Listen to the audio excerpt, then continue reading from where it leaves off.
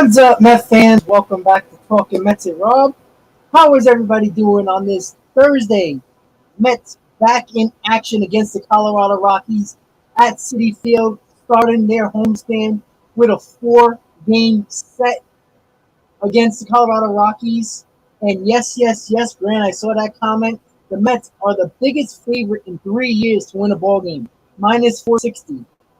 The last time the Mets had the highest betting odds to be the favorite was against Washington when DeGrom pitched when Juan Soto just got traded and the Mets lost that ball game. So let's hope that doesn't happen. Let's hope that the Mets take care of business. The Braves are not playing today, so the Mets win.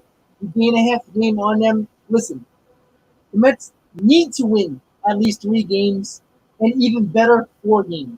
3 out of 4 is a must. 4 out of 4 is icing on the cake. That's what we have to do. We have to take care of business. We're playing the Rockies, who are one of the worst teams on the road this year in the 2022 season. The Mets got to take full advantage of that. We got DeGrom, we got Bassett.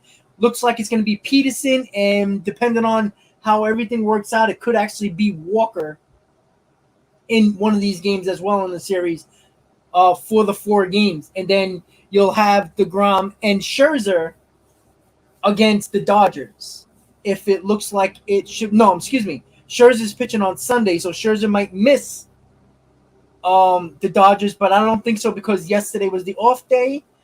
It looks like Scherzer and DeGrom could actually pitch in the Dodger series because of the fact that the off day gave an extra day. So I think Scherzer is going to be going probably Monday against the Dodgers. So with that said, guys, thank you for tuning in to Mets PreGame Live right here on the channel.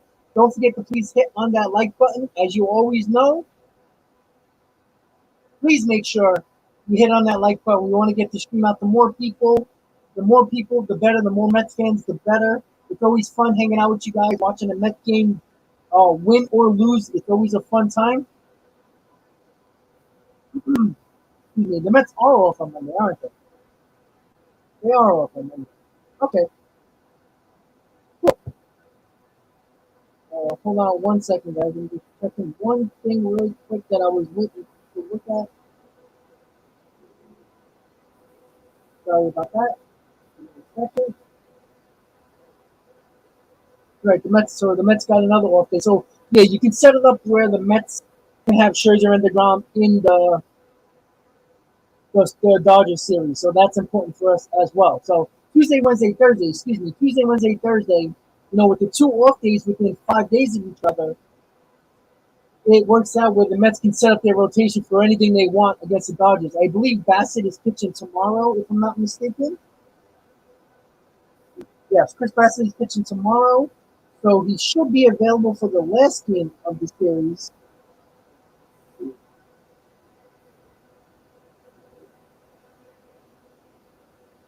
So he'll probably get a start against the Dodgers as well. So the Mets can set up DeGrom, Scherzer, and Bassett in the Dodgers series, considering the fact that they have 2 off days within 5 days, yesterday and then on Monday. So that is looking good, setting up for the Dodgers series.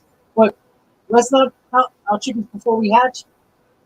We got to win today's game. Tonight's game is utterly important, especially when the Braves are not playing. The Mets can gain a half a game on the Braves. That's important to get it to 2 games. The Mets need to take care of business in this series. One of the worst teams on the road all season is the Rockies. There are a high strikeout team. DeGrom is on the mound. DeGrom got a couple of extra days off. Obviously, he didn't pitch against the Yankees, which is his normal off day. So DeGrom should be rested, ready to go. He should be able to go 90 to 95 pitches, possibly 100, considering the fact that he has extra rest. Apparently, he had a bullpen the other day where he felt really good. So that's a good sign. As long as he feels good coming out of the bullpen today, warming up, everything should be as well. And once again, the Mets are the biggest favorite in 3 years at minus 460. So the last time they were the biggest favorite during a game this year was against the Nationals right after they traded Juan Soto. And unfortunately, the Mets lost that ball game. So, again, just because the Nationals are a worse team than the Rockies. At least the Rockies have some actual hitters on that team. Crone, Bryant. They got the McCann. I forgot his name. You guys know these guys, all right? I forgot his name. I was just looking at the lineup for the Rockies, and they got hitters. Like there's no doubt about it. McMahon. Excuse me. Blackman's always a threat. Uh, Grichuk is dangerous. There's a lot of guys that can hit the ball over the fence. So it's definitely not just the Mets are going to show up and win the ball game. Again, anybody can beat anybody at any given moment. It's baseball. It always happens, and you just never know. That's why you can never predict. You could just the Mets are going to win these 4 games, no problem. I mean, you have to be naive and you have to be just completely insane to think that the Mets are just going to roll up at Citi Field, see the Rockies, and the Rockies are just going to be like, all right, we'll give you the 4 games. Don't worry about it. We just want to fly back to the West Coast. No, not happening. So, again, the Mets, I want to see the Mets play good, crisp baseball. During the Yankees 2-game series, they played terrible baseball. They were not putting together a lot of good at bats. Their defense wasn't that good. They weren't playing Mets baseball like they were in 2022. It's funny because of the fact that everybody's like, oh, the Mets needed a day off. They played 26 games in 27 days with doubleheaders in that stretch. That's fine. They got a day off now. Alonso is in the lineup today. Lindor is in the lineup today. I know me and Ken keep on talking about it again and again and again. I still think you got to give Lindor and Alonso. You don't have to give them both the same game, but in this series, you got to sit one of them down during an actual game. So mentally, they can watch the game. They can take a breather. I would have gave one of those 2 guys off today, given 2 straight days off. Or maybe yesterday was the only off day they needed. We don't know.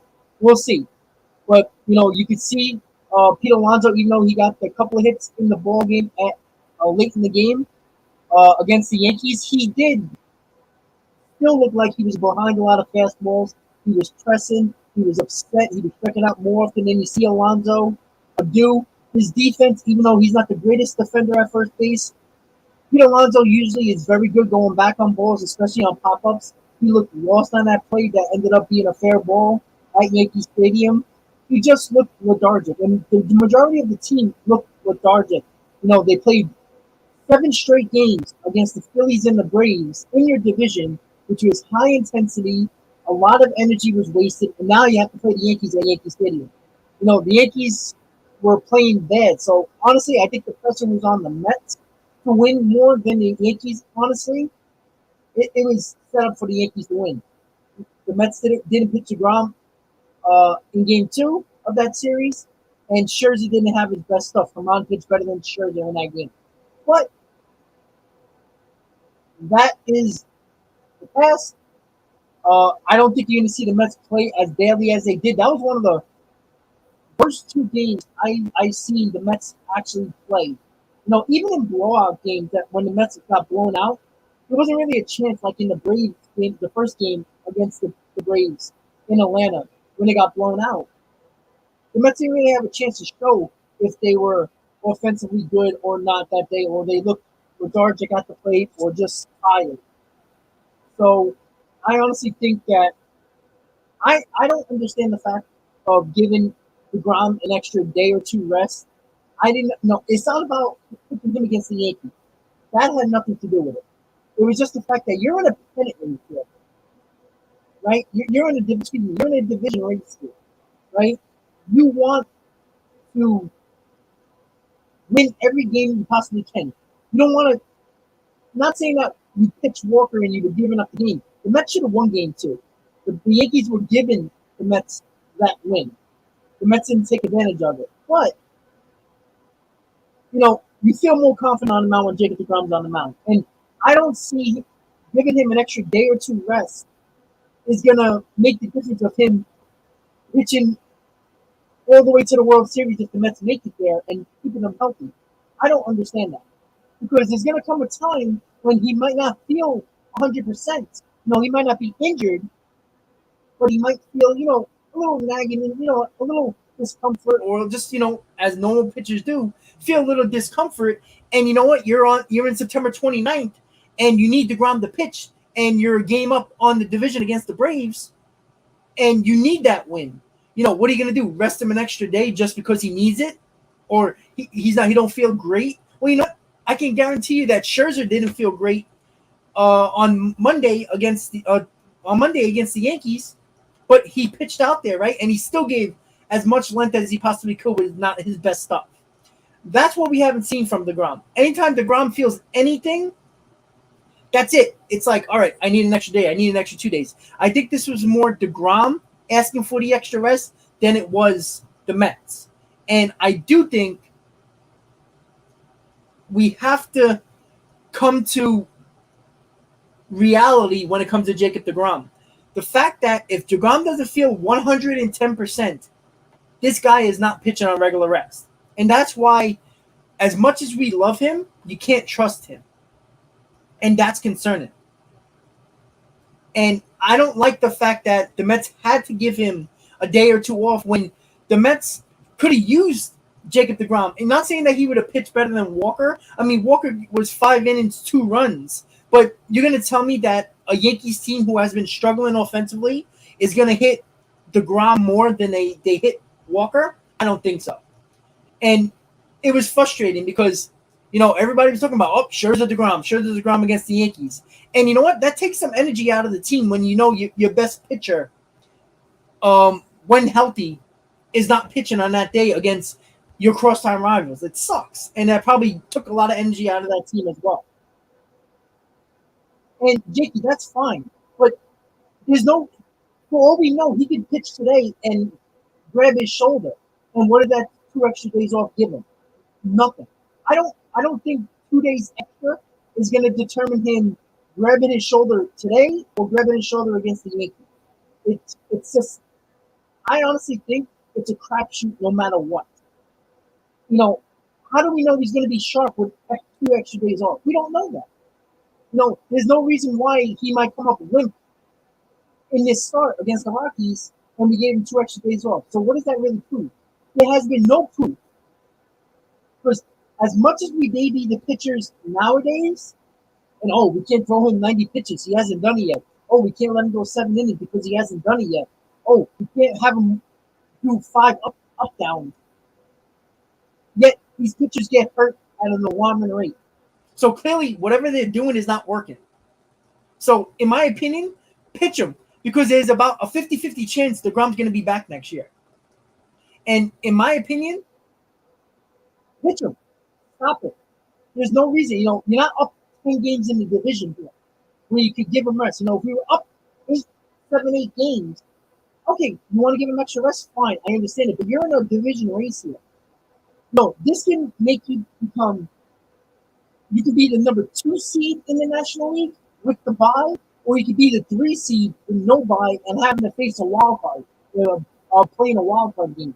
Period. That could be the difference. That one game could be the difference. Not saying that it will be, but that you can look back and be like, well, DeGrom going to pitch against the Yankees. Do we really need DeGrom in the Rockies series to beat the Rockies? Probably not. And that's what's a little frustrating to me. But at the end of the day, he's pitching today. Again, Jacob DeGrom better go 6, 7 innings tonight, and he better throw over 90 pitches. Because if he only throws 80 pitches, 85 pitches, and they take him out of the game in the 6th inning because he has 80 pitches, I'm going to be pissed off. Because what's the point of giving him rest and 2 extra days if you're not going to pitch him 90-plus pitches and make him go 7 innings if that works out wise? That's frustrating. So we got to, listen, 90 to 100 pitches, in between that range. Whatever inning that might be, again, you can throw 100 pitches in 5 innings. But I'm more concerned about the pitch count, not the inning. Because pitch count determines how many innings, for the most part, nowadays. So if he goes 90 pitches or more, then I have no problem giving him the 2 extra days, considering the fact that you were going to use him to throw 90 plus pitches, and that's good. But you're not going to sit him or give him 2 extra days and not pitch him against the Yankees when you're in a division race here. You are. You're not 10 games up. You're not even 7 games up. Shoot, you're not even 5 games up. You don't not pitch when you bet one of the best pitchers in baseball and think that everything's going to be okay. And then if the Braves win this division by 1 game, you can look back onto that game and say, well, if DeGrom would have pitched, maybe the Mets would have won. Maybe the Yankees would have scored 4 runs. Again, you can look back on many games, and Lindor is not the only reason why we lost. All right, the error that Alonso made, that wasn't really called an error. There was multiple plays, multiple innings early on where the Mets didn't score either. It wasn't all about Lindor. Lindor has been great for us all year, been clutch all year. He didn't come through against the Yankees, but there was many guys on that team that did not come through. All right, Alonso came up plenty of times in the Yankees game with men on base, and he didn't do nothing. And that goes for Brandon Nimmo.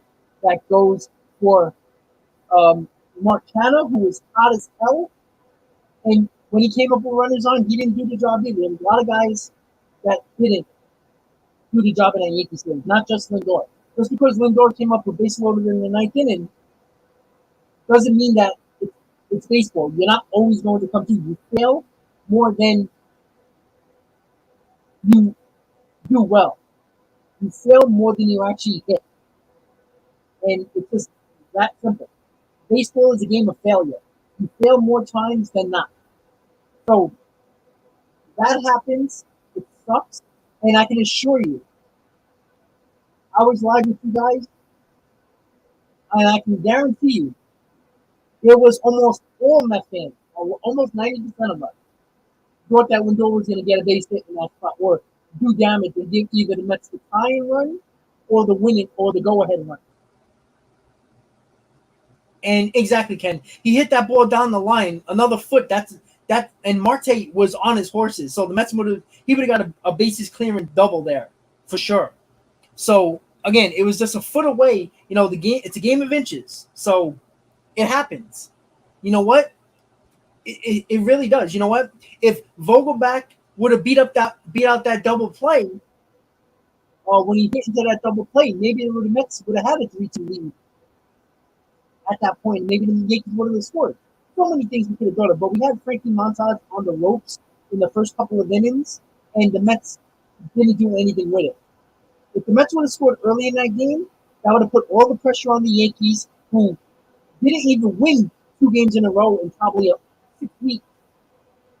And it would have put all the pressure on them, and it would have been a different ballgame if the Mets didn't do that. So, but again, Lindor and Alonso have been great all year.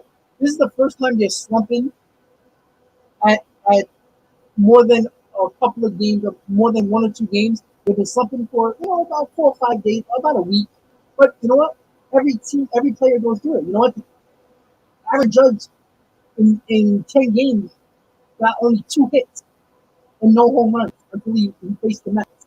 So even the best player in baseball, the best offensive player in baseball, the possible American League MVP, is going to struggle. Is going to slump.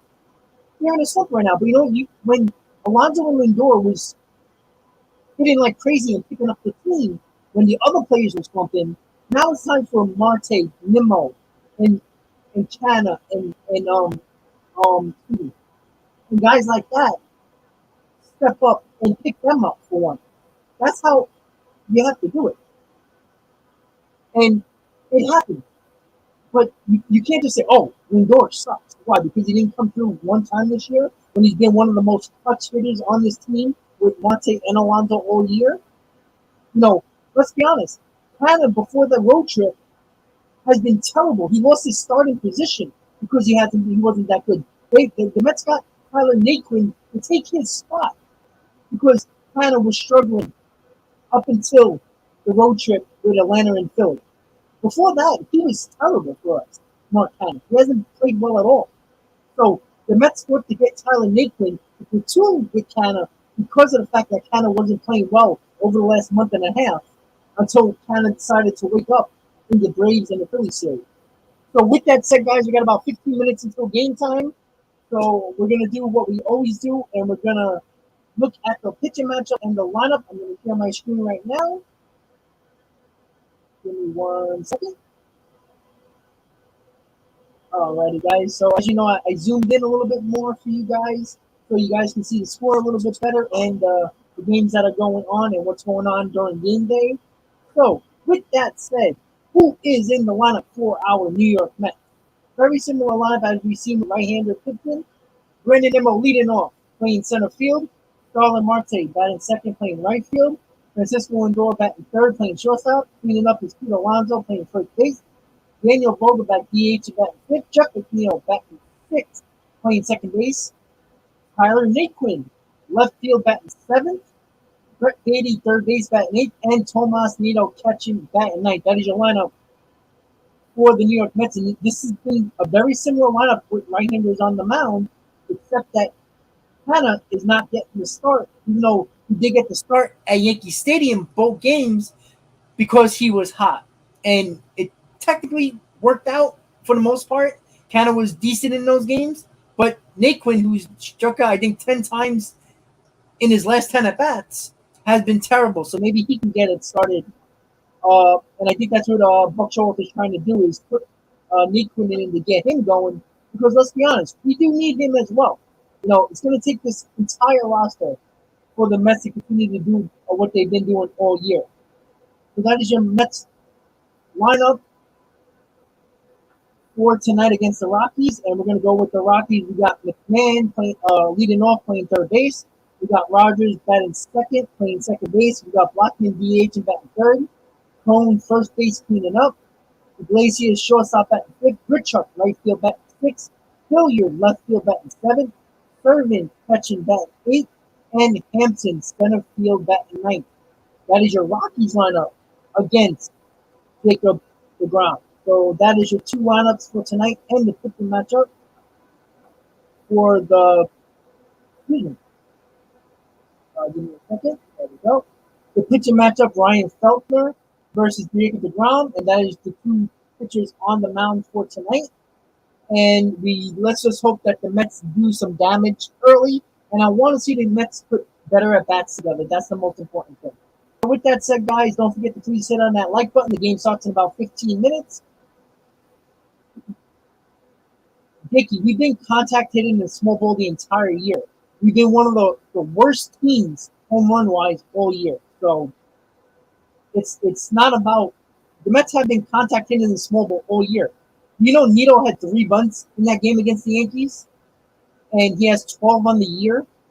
The Mets have been playing small ball all year. Met fans have been complaining all year that the Mets haven't been hitting home runs. So it's not about just small ball and contact hitting. The Mets in the Philly series for the most part, and obviously it was very glaring during the Yankees series that they just weren't getting clutch hits. It wasn't about small ball. They were popping up.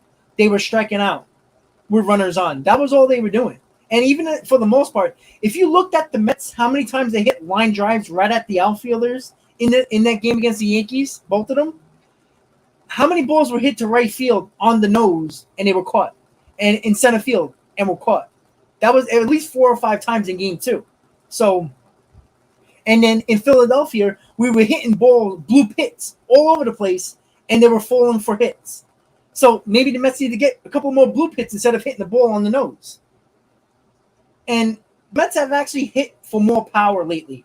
They've been hitting more home runs. I mean, we beat the Phillies the other night on home runs. And it's, again, this team is a little bit more balanced than they were in the early parts of the season when we got no offense and no power from the DH spot. And now we're actually getting some power from Vogie than we had at the DH spot. So that's nice to see. Well, we'll see, Jakey. We'll see how it goes. 7-10 is the start, guys. 7-10. Let me see. What else?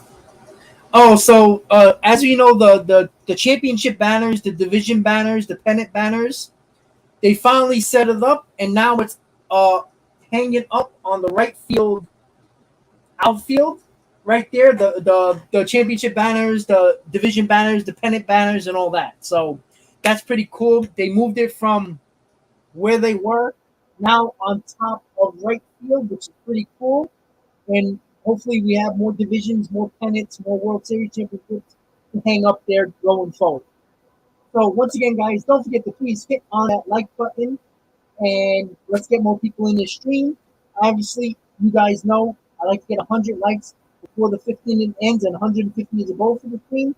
I've been trying to get to 200 likes. I've been having 200 people on in game streams for a couple of games now, and it would be nice to get 200 likes. More likes, the better. You know, it's not just getting people in now during the stream. It's people who see it after the game. You know, I get a couple of thousand after the game who actually check the stream afterwards. So let's make it happen, guys. And it's important for everybody to make sure you continue to be positive with this team. This team gives you no reason to doubt them. 127 today. There is no reason to doubt this Mets team. Every time when you doubted them, they came right back and played excellent. You know, the Mets haven't had a lot of 3-game losing streaks, haven't had a lot of 2-game losing streaks.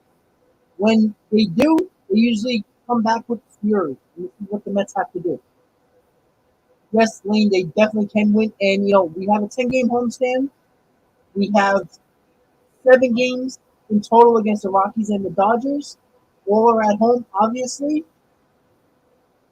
I think the Mets need to go 5-2. I think that's a very good number. I think that's a fair number considering that you're getting one of the best teams in baseball in the Dodgers, who seem to never lose.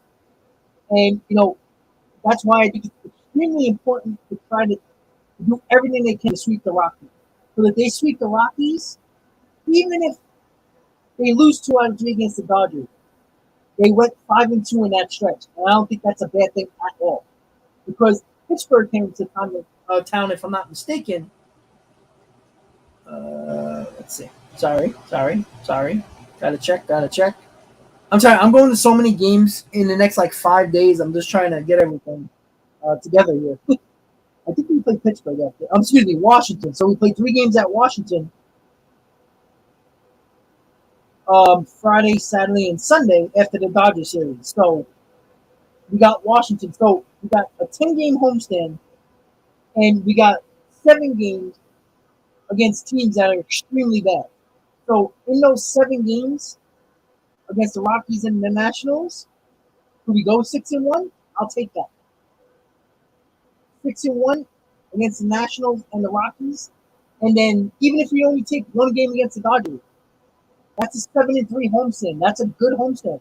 You know, the Braves are playing the Cardinals the next couple of days. On Friday, Saturday, Sunday. The Cardinals have been playing extremely well. You know, pretty good chance if the Braves are probably not going to sweep the Cardinals. They might win the series, but even if they lose 1 game and the Mets sweep, we gain a couple of games on the Braves. So that's the important thing as well. Yeah, well, we can't split against LA because it's only 3 games, Edgardo. But 3 out of 4 against the Rockies is a minimum. Minimum. We split with the Rockies. That's a bad stretch. That's a bad series. Yeah, Joe, that's fine. But you know what? Pujols has been hitting out of his mind. Goldsmith's probably the MVP right now. They got a lot of good hitters in that lineup. So I'm not too worried about, Arenado's a loss for sure. But I mean, didn't he actually get suspended a game for arguing balls and strikes? So he would have missed the game anyway. So it's not. I don't go crazy. So at the end of the day, we just hope the Cardinals pitch well because they've been pitching well lately. So let's hopefully that continues to happen. So once again, guys, Jacob DeGrom on the mound for the Mets. It's 7:00 on the dot. 10 minutes until game time. Mets versus Rockies at Citi Field. Hit on that like button. Continue to stay positive. Let's go, Mets. Keep it going. Positive vibe right now because this team gives you no reason to doubt them. It is the end of August, and this team has been in first place for 140 days.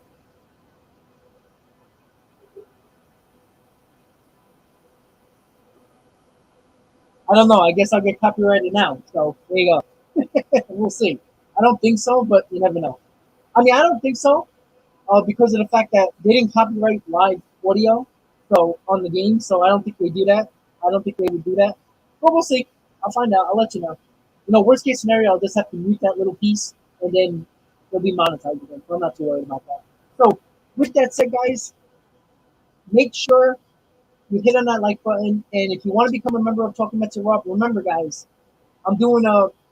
I already picked the winner for the members. I already did the video. I'm still editing it because it's trust me. The giveaway videos for some reason takes a little bit more time than it should, but I like to make it. I'm very picky when it comes to my videos, so I like to make it as perfect as possible. So bear with me, members.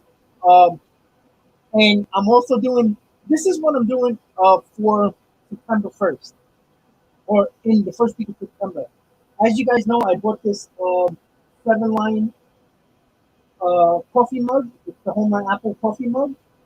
I bought another. I bought three actually. Two for me and one I'm gonna give away to anybody. And it's gonna be a subscriber giveaway.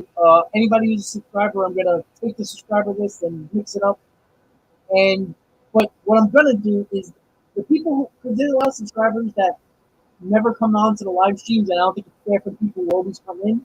So starting today, and make sure you comment on the video on the stream after it's over. Okay, that's the most important thing. After it's over, all I want you to I'm gonna remind everybody just to put LFGM on the comments after the stream is over.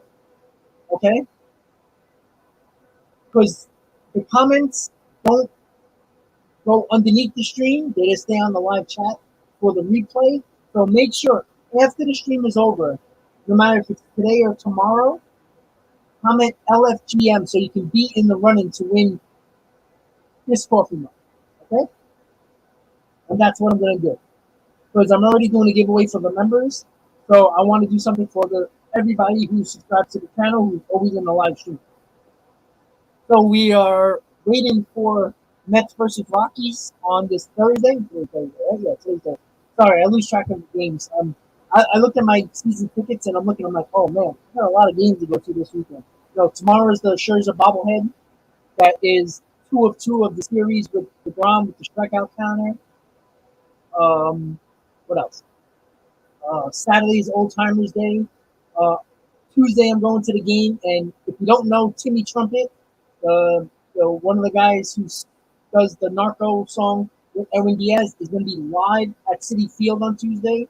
So I am going to that game. So that's going to be very interesting. What happens? I don't know if Diaz is coming in no matter what. I don't know how that works. Honestly, can anybody see the Mets winning 3-2 in the ninth inning? Timmy Trumpet playing Narco live, and Diaz blows the game. Like everybody's been talking about that. Like Timmy Trumpet will not be allowed at Citi Field again if Diaz blows the game. If he comes in the safe situation and blows it, but it's going to be cool. I like how Steve Cohen is like just doing everything they can with the fans. It's just really cool. Geraldo, I'll be there on Tuesday. So I think you have my email. I'm gonna type my email right now. Email me your section, and we'll meet up. We'll have a beer. If you don't drink, we'll have a conversation. So that'll be cool. Ken, 100% agree. Yeah, Saturday's gonna be cool. I I'm not. I have tickets. I'm not sure if I'm doing a double shift at work. If I do a double shift at work, I can't go to the game. So, yeah. It's right here. It's metsfan813@gmail.com. I'll put it up on the screen right now so you can see it, Geraldo.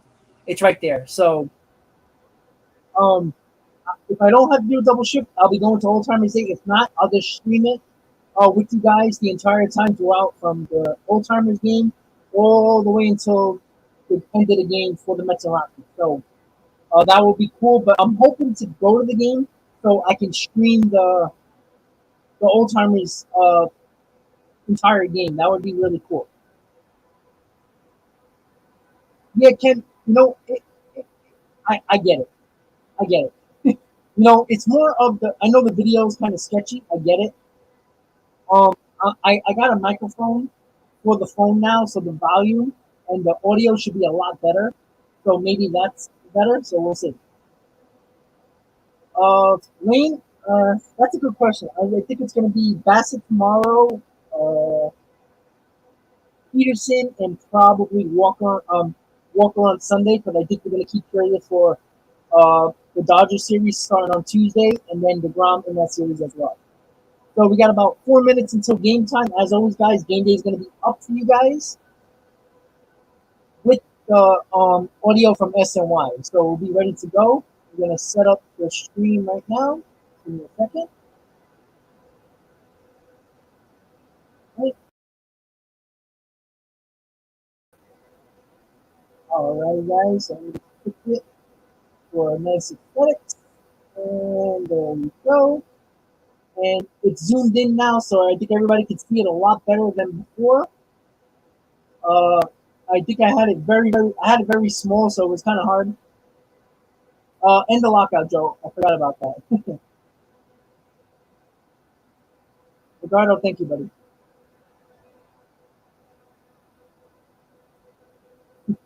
There you go, KT. All right, so the game's about to start. The umpires are on the field. Managers are going to be given the lineup cards just now. It's kind of a cloudy, warm day in New York, in Flushing. So it's not a sunny day, so it's a cloudy day. So pop-ups are going to be very interesting. It's very white skies, which is very interesting. Yeah, Joe. All right, so DeGrom's walking to the mound. Excuse me, to the dugout right now with Nito and Hefner. So one more commercial for SNY before the game gets to start. Once again, guys, hit on that like button. Let's get more people in your stream. Joe, what the bottom of the second? Oh, the Keycaster? Yeah, they're not gonna. I'm not gonna mute that. Don't worry. It's okay.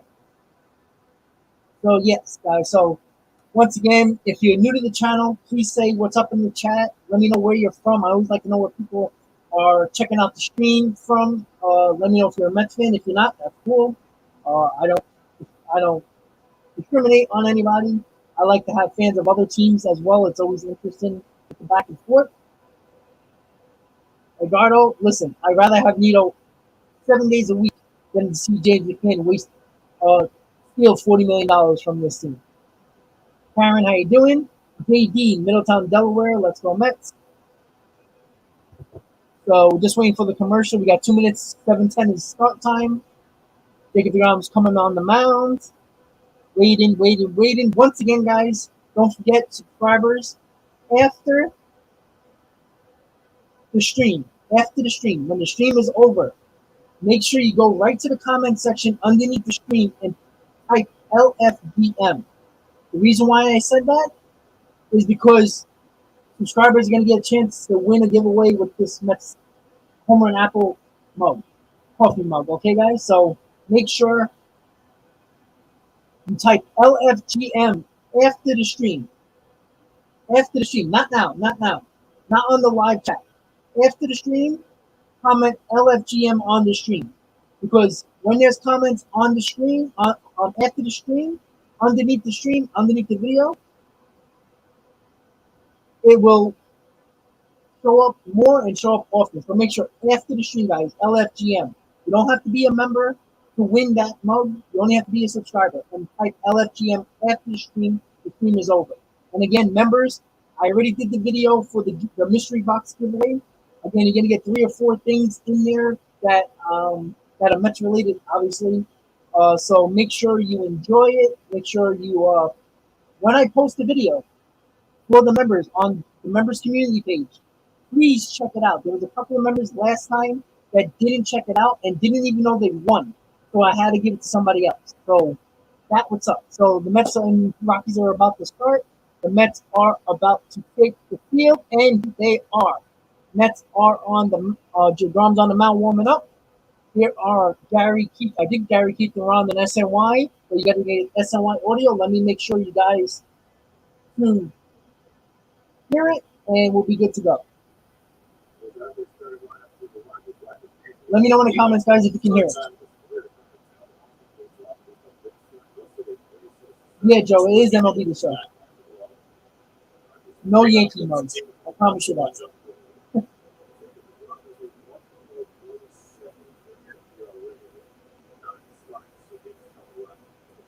All right, here we go. First pitch. 98. Dials it back to 98 for his first offering for strike one. You're right, Jerry. Those 9 starts, 61 in the third inning.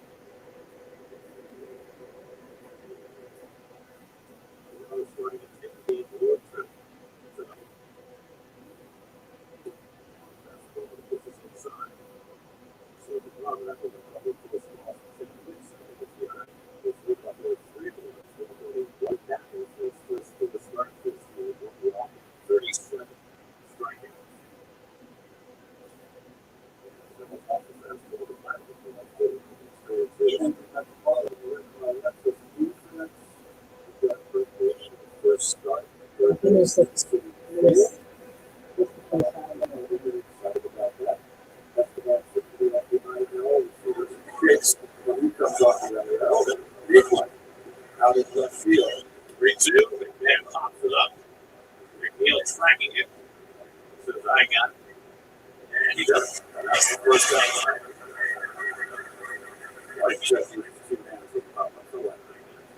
All right, I hear it. All right, interception, guys. So DeGrom has his first down. Not as much life on his fastball for that first at bat as we saw in his first start. You know, we're going to do a stage throwing 105 miles. How about now, guys? It sound a little better? All that kinetic tissue connected and throwing up to the plate. Because Brendan Rodgers had a very nice year, hitting 285 and 11 home runs. Good year defensively as well. Faces a fastball 100 up in the right. I mean, what? You know, slump now, still up to the tissue. Hey, when I said it, you were up in the what? All right, guys, give me a second. I'm working on it. Tissue. Small 199 is nothing to Rodgers. It looks like so far they're just throwing nicely. All right, I'm working on it, guys.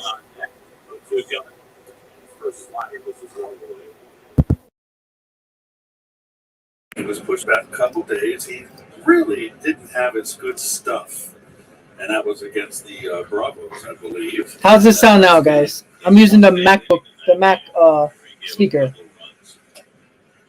This is away with another slider, and it's 2-2. Hey, Frankie, what's up?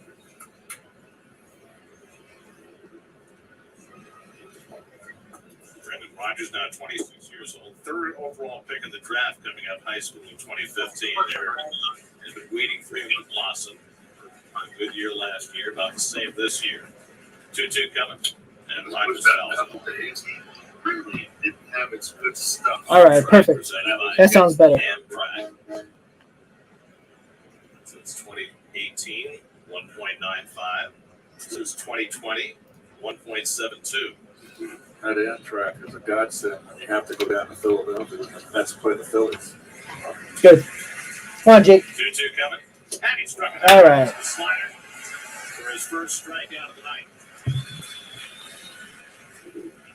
That was a good one, Ron. Yeah, but what was good about that slider is that he took enough off that Rodgers was way out in front. Might not have had that big a break, but I think the speed differential really got him there. And Ronnie, we show it graphically every now and again, the consistency of the location of that glove side. 2 outs. Whether it's a left or right hand batters. Oh, maybe he's dialing it back a little bit, Ken. Maybe he's finally listening. Because he only needs 98 miles an hour. He's that good. Here's Charlie Blackmon DHing tonight at age age 36. A good hitter for a long time. And once again, let me know if you guys can hear it well. 207 career home runs. Never had much luck against DeGrom, just 3 for 24. And remember, he's always been a leadoff hitter most of his career with his Rockies. Ooh, nice slider. Slider and 2-2. 70 RBI in the season for Blackman. That is outstanding. It's in 349 with runners in scoring position. That fan's getting on their feet. Rockies team no longer will. Here's the 0-2 coming. Got him. Yes. Alrighty, so 2 strikeouts for Jacob DeGrom in the first inning. Looking good. Again, he's not throwing 100, 101, 102, but he's throwing 98, 99, and it's good enough for him. With that nasty slider, there's no way hitters are going to hit that. So once again, guys, sorry about the unfortunate speaker audio in the beginning, but hopefully it sounds better. Hopefully I sound better and the game sounds better. It sounded really good on my phone after I took off. I used the laptop speaker, so let's hope it keeps on going well during the game. So once again, guys, thank you for tuning in to Mets versus Rockies watch party right here on Talking Mets at Rob. 114 in the stream right now. Don't forget to please hit on that like button. Let's get the stream out to more people, more Mets fans. And once again, guys, don't forget, please, after the stream is over, whatever time that is, type LFGM in the comment section. Members, you don't have to do that. You're already in the running. Don't worry about it. But everybody else that's not a member, LFGM after the stream to win this New York Mets home run apple coffee mug from the 7-Line Army. Don't worry, it's not that one. Not the one I'm sipping from. I got the one in the box, so don't worry. It's brand new, I promise. You'll be in the running to win that giveaway in September for all the subscribers. And also, members, I did the video for the mystery box giveaway, so we will very, very soon have that up for you guys. So we're going to the bottom of the first, no score. Jacob DeGrom got his first 2 strikeouts of the game. If you have your, I have 10 plus strikeouts for my parlay. I got a long list of parlays. I need a couple of hits from Mets. I need the Mets. I picked the Mets to win. I picked a couple other teams to win just outright, and we're good to go. Guys, LFGM after the stream is over, not in the live stream comments. All right? All right, guys, so here we go. Bottom of the first. Nope, I sit in a gaming chair. Wooden chair. Nah, that would be very uncomfortable. All right, guys, so here we go. Nimmo's leading off. No score, bottom of the first.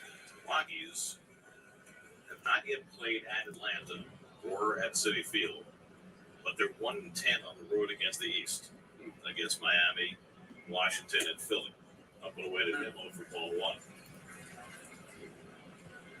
The strange part to me is chronicled that the Rockies are so much better at home with an offense averaging 2.5 runs per game more at home than on the road. But their staff ERA is actually higher away from Coors Field than it is at altitude, which is hard to understand. Well, you work so hard to try to figure out what pitches can be effective at altitude or in Denver. Sometimes it doesn't translate when you leave the ballpark.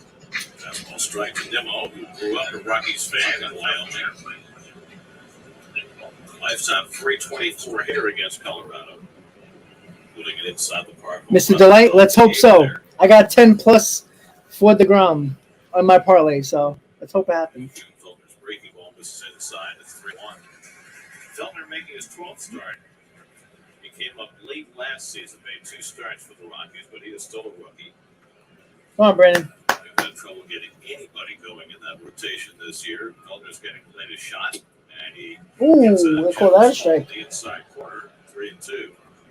The 2-seamer he's throwing there, 94 miles an hour, the same speed as DeGrom slider.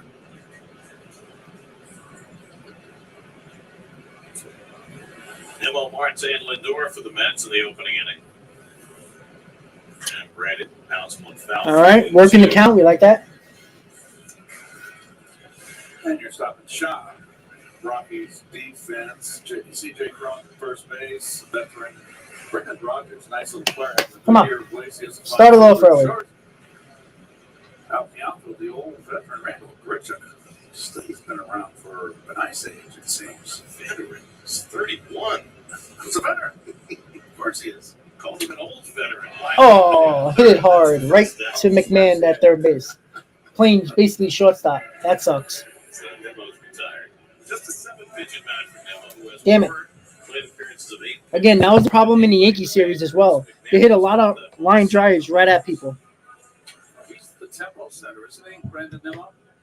For this ball club that tends to really push starting pitchers to the brink.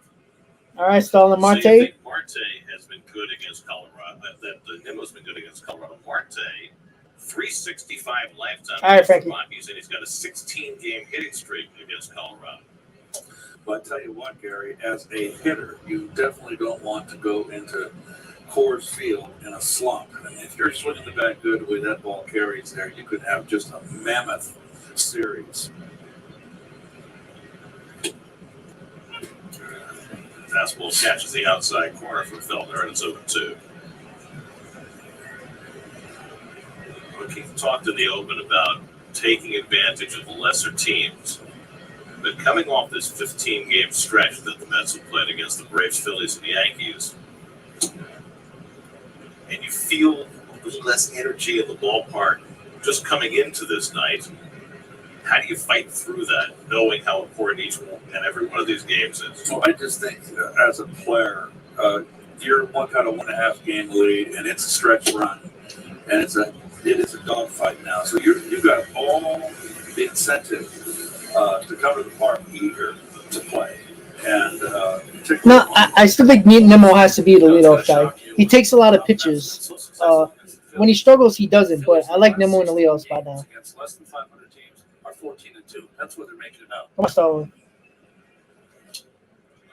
Foul by Marte on a 96. Nito, KTU, Nito. you know, going back to that 5-game for the start of this stretch against the top division team. Once again, guys, at the bottom of the screen is the pitching matchup and the Mets lineup.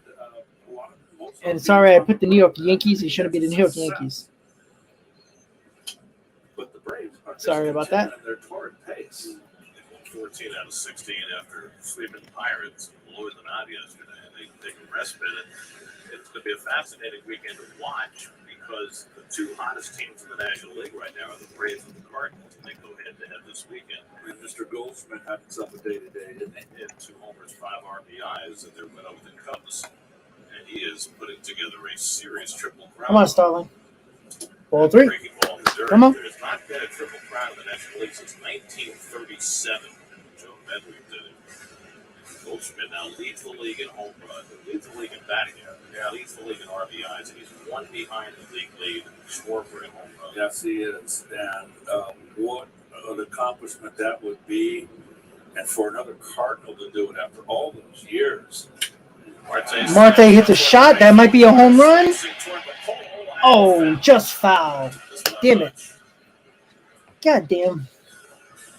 We went back and we looked, and it seems as though the closest anybody came in the National League since Medwick was another Cardinal in 1948.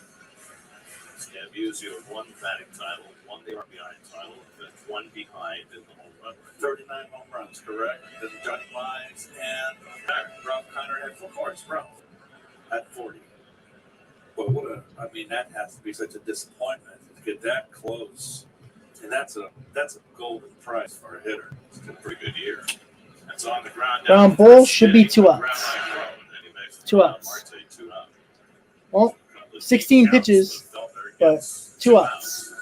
A little bit of a bobble there by C.J. Cron at first, a little sidewinder. This Rocky team has 82 errors on the season. The only team with more errors are the Pittsburgh Pirates with 86. On the flip side, though, if you look at defensive runs saved, they're actually 10th in the majors, well ahead of the Mets.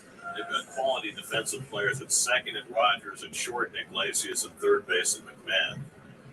McMahon's made a lot of errors this year, but he is a real talent. Come on, Frankie. The guy who replaced Nolan Arenado, but not that far behind him. All strike to Lindor. Francisco had his 8-game hitting streak stopped on Wednesday in the Bronx. Still 7th in the National League base hits, 5th in runs scored, and 5th in runs batted in. He's having himself a year.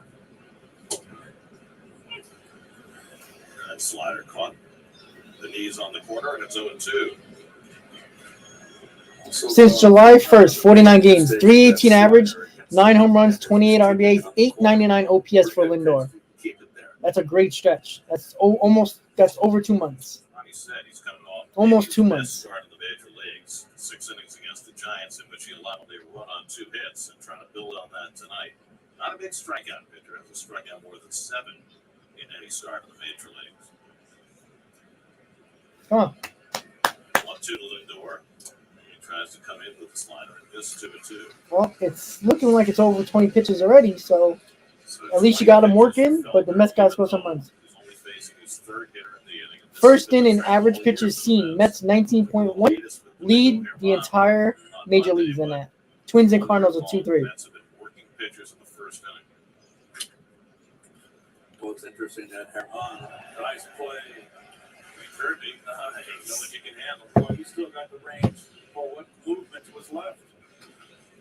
Quick release. Interesting about Herman, he had his breaking ball working, and he spotted his fastball, and he just aggressively attacked the Mets hitters in that 1st inning, and pretty much the whole game. Good eye, good eye. Tries to hold it, he did. And it's Good the eye. 3rd straight full count for Felton. That's bounced back. Well, he's got an entire month to hit 100 RBIs. Listen, if he had 3 and 4 hitter, get over 100 RBIs, it's a good season for both A lot guys. of chances in that 2nd game. Wound up leaving 10 runners on base. 3 straight full counts for Feltner. He's gotten the first 2 outs. And All right, Frankie, stay alive. There you go. Lost his grip on his right hand, I believe, came off the bat. So all 3 hitters in this inning have seen at least 7 pitches. Alonso would be next. It's always good your first at bat, seeing his repertoire. Lindor flies one out to left. Should popped be easy out. for Sam Hilliard. And that retires. All right, so it was a 20-plus pitch inning for Feltner. Mets went 1-2-3 in the bottom of the 1st. Jacob DeGrom's coming back out, no score. So, the Mets offense has been struggling over the last couple of games. Mets got to get it back together. Again, you're not going to score every inning. It's almost impossible. But it's only the 1st inning. No panic. Let's get it done and keep it happening. Once again, guys, thank you for tuning in and talking Mets at Raw. Mets versus Rockies. Watch party right here. Hopefully you enjoyed the stream. Sorry about the audio earlier. Hopefully it's a lot better than it was 20 minutes ago. Hopefully you can hear me. Hopefully you can hear the game, because obviously hearing me and the game is important. Obviously, what's the point of a channel if you're not going to hear anything? Jake did not strike out to start. He struck out 2 out of the 3 batters in the 1st inning. Jacob DeGrom is going around 98, 99. Didn't hit 100 yet, but again, 98, 99 is perfectly fine, especially with that 93, 94 miles an hour slider. He should be fine. He looked strong. Again, that's all we really need him to do. Again, you give him extra couple of days. He better go between 90 and 100 pitches. Whatever in that is. Large thank you. So let's just continue to have Jacob DeGrom pitch well. We know the Mets, I think in Jacob DeGrom's career, average scoring for him is less than 2 runs per game. So I don't really, again, it's notorious for Jacob DeGrom on the mound, the Mets don't score. So let's just hope it changes a little bit. Because, I don't like close games against bad teams. It's baseball. It happens. But let's just hope something. The Mets just need to break out of it and get ready to go. So we're waiting for the game to come back, and it's back. So here we go. Top of the 2nd. No score. DeGrom on the mound. 2 strikeouts so far for DeGrom. For the first time this year, but he's fallen off the shelf since the All-Star break. And DeGrom's first fastball is fouled off 0-1. DeGrom before the break at a 962 OPS. Since the break, 550. There's a 83 RBI. I'm assuming a lot more in that first half. So, He's having that year. I remember Josh Bell about 5 years ago at Pittsburgh had a similar first half, and then boy had one of those nightmare second halves. I like your Jeff Stone story better. Oh, Lynchy's coming in town. Lynchy can say, "Don't tell him." Is Lynchy coming in town? Yes. Excellent. To DeGrom, he fouled back the high fastball. What was it? 101 on that pitch. Lynchy had pitched against the Phillies, and Jeff Stone hit 2 home runs off and drove in 5. And then we came back in September, and Jeff Stone went out for the Phillies. He had 2 home runs and 6 RBI. Come on, Jake. Oh, he killed Lynchy. Yeah, done anything all year. 4 months against Lynchy. Yes, how we were about ready to send Lynchy to the Russian front. DeGrom goes down. Yeah. Fastball outside corner. Third strikeout for the night. 3 in a row. Well, he's got such life. What does that mean? It means the ball upstairs seems to take off on you and sail. It's not really doing that. It's just not sinking. It's staying true on that plane. Another veteran shortstop, Jose Iglesias, who's 5th in the National League in batting at 308. And he's the aberration of this Nice lineup. pitch. Iglesias is hitting 264 at home, 354 on the road. Of course, most of his hits are on the ground. He gets a lot of infield hits. They had a hit over too. You know, but it's over a large span. Since the COVID year of 2020, he's top 10 in batting averages, Iglesias. When he first came up, he could knock the bat out of his hands. One with a great glove since his early days. 0-2 coming. And he lofts one. Lofts on it. It's going to drop. Nope. McNeil makes a nice catch. 2 outs. You know, I mentioned it over in the Bronx, in New York, in the Bronx, that McNeil really gets good jumps on pop-ups. Remember that place. Your favorite. New York Mets baseball on SNY. Christian, I did see what Vaughn Grissom said about the Mets, but he's from Georgia, so I'm not surprised. 2 exclusive tickets to the Coors Light Silver Seats at Citi Field September 2nd. Go to SNY.TV's Twitter and Facebook to enter. You have to read that, so otherwise it would be out of date. All right, Jake, come on. Down the middle for a strike. Richard's got a couple of home runs against DeGrom. He had 11 career at-bats. Cardinal, former Blue Jay. Joe, yes. Boy, he's really I was one of them. down in his stance. Very, Woo. very crouched. Stood up there. I don't think I've ever seen anybody wear his pants that high. Hunter Pence used to wear his pants that high. Yep. Above the knee. Yeah.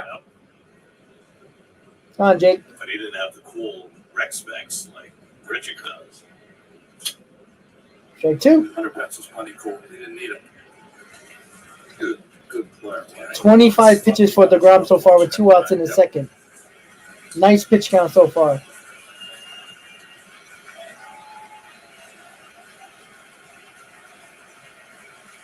1-2 to Richard. It's off the slider. It's 2-2. Richard, by the way, is the epitome of the Rockies home run splits. 327 at home with 9 home runs. 193 on the road with 4 home runs. Come on, Jake. 307 slug on the road.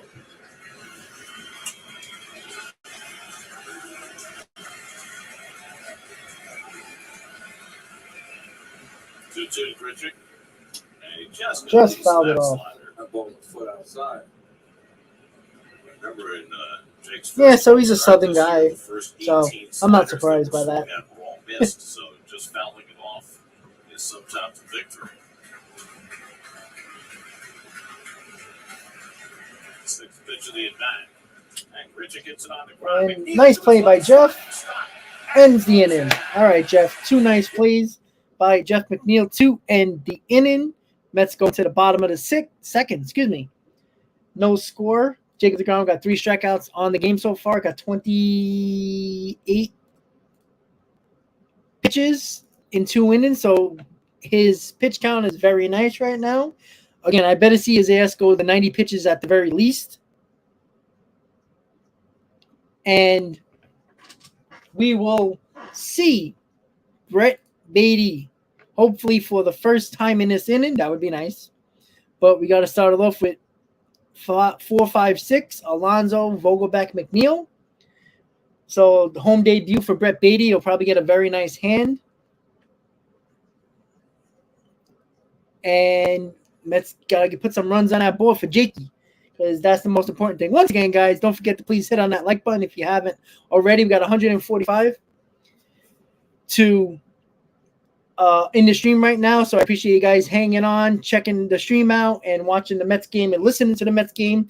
No matter if you're working, if you're home, in the backyard, having a beer. I appreciate you guys hanging out with us again. You can easily just watch the Met game and shut me off. I get that, so I do appreciate you guys hanging out with me and enjoying the Mets game. And again, it's always great conversation with you guys, so it's always fun. Joe, nah. Let the kid do it. Why not? It's all good. It's all good. Let the kid have his moment. I think that's pretty cool, actually. I wish the Mets would have done, or TV broadcast would have done that when I was a kid. That would be fun. All right, so bottom of the second, Mets are coming up. 4-5-6 for the Mets. Let's get it done. Let's get it done. Let's get some runs in. We go to the bottom of the second, and straight from North Belmore, Long Island, it's Eddie Krause, our SNY Kidcaster for 2022. Eddie, welcome. Thank you for having me.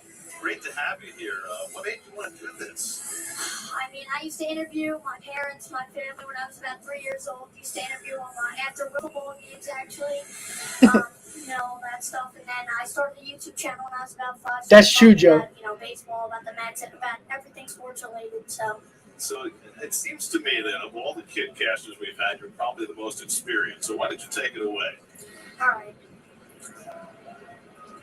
Now Alonso going to take the first pitch a little bit outside. Ryan Filtner, first time pitching against the Mets, although he does have a 2-5 record all time in the MLB, 2 seasons played.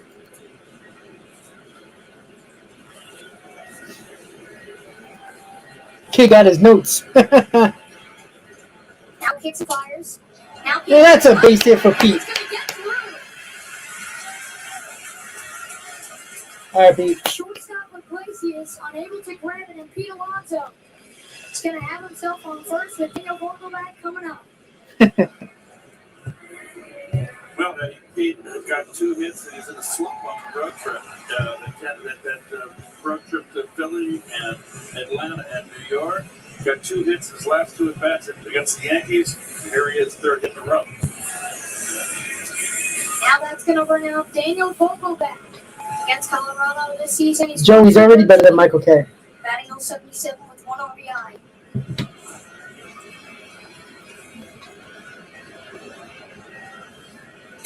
Vogelback going to take the first pitch a little bit high.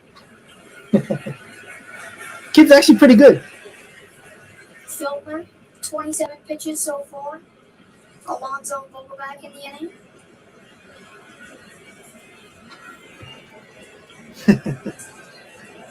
Now delivers the 1-0. Another pitch high. Now Vogelback got himself on 2-0 count. Filtner down 2-0 to Daniel Vogelback, who is batting .238 this year. Yeah, I know. Me too, Joe. I would probably curse. Like, why the fuck would you strike out? Come on, Bogey. Another pitch high, and that's going to bring it to 3-0 to Daniel Vogelback. Got Jeff McNeil on deck.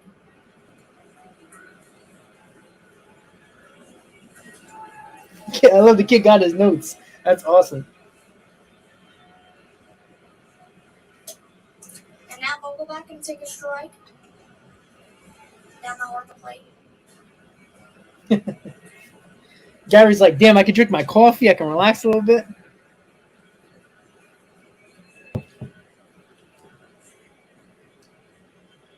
Now kicks and fires to 3-1. And Vogelback going to take another one. Bogey takes so many pitches, man.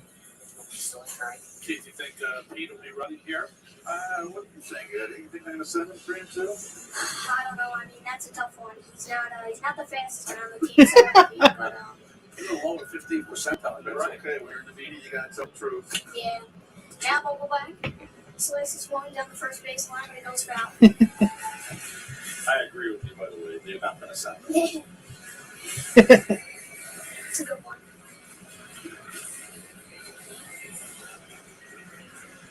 Now Daniel Vogelbach got himself a 3-2 count, fell back. Worked it all the way back from down 3-0, and now we got a full count to Daniel Vogelbach. Yeah, I wish I could have done that. That would be awesome. Kicks and fires the 3-2, and Vogelbach once again sends one down the first baseline for a foul ball.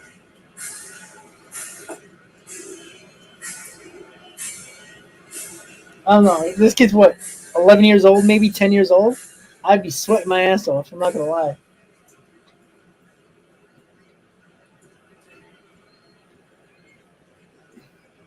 Well, he explains it pretty well. Uh-oh, that's gone. Get out. Oh, one in track. Burchak is going to be there to grab it, and Pete returns to first base. It's true. Every time a kid caster comes on, the Mets hit a home run in the inning. Just got inside on him. Just missed it. Right. So, Eddie, it does not escape our attention that you are far better dressed than we are tonight. That is one spiffy time. Thank you. It was, between two ties. I let my family decide because they were a big part of it. Was the other one orange and blue as well? The other one was orange and blue as well. You have like a whole closet full of orange. He did say deep to left. Good for him, though. It's all right. It's all right. You never know when you're going to be doing something like this. Well, Gary does too. I do too. All right, Jeff McNeil's up a 1 out. We will. Now McNeil going to take one low inside. Jeff 3 for 13 against the Rockies, batting .231, but batting an amazing .321 this year. Yeah, I remember that, Christian. She was so excited too. Selection, Jeff McNeil.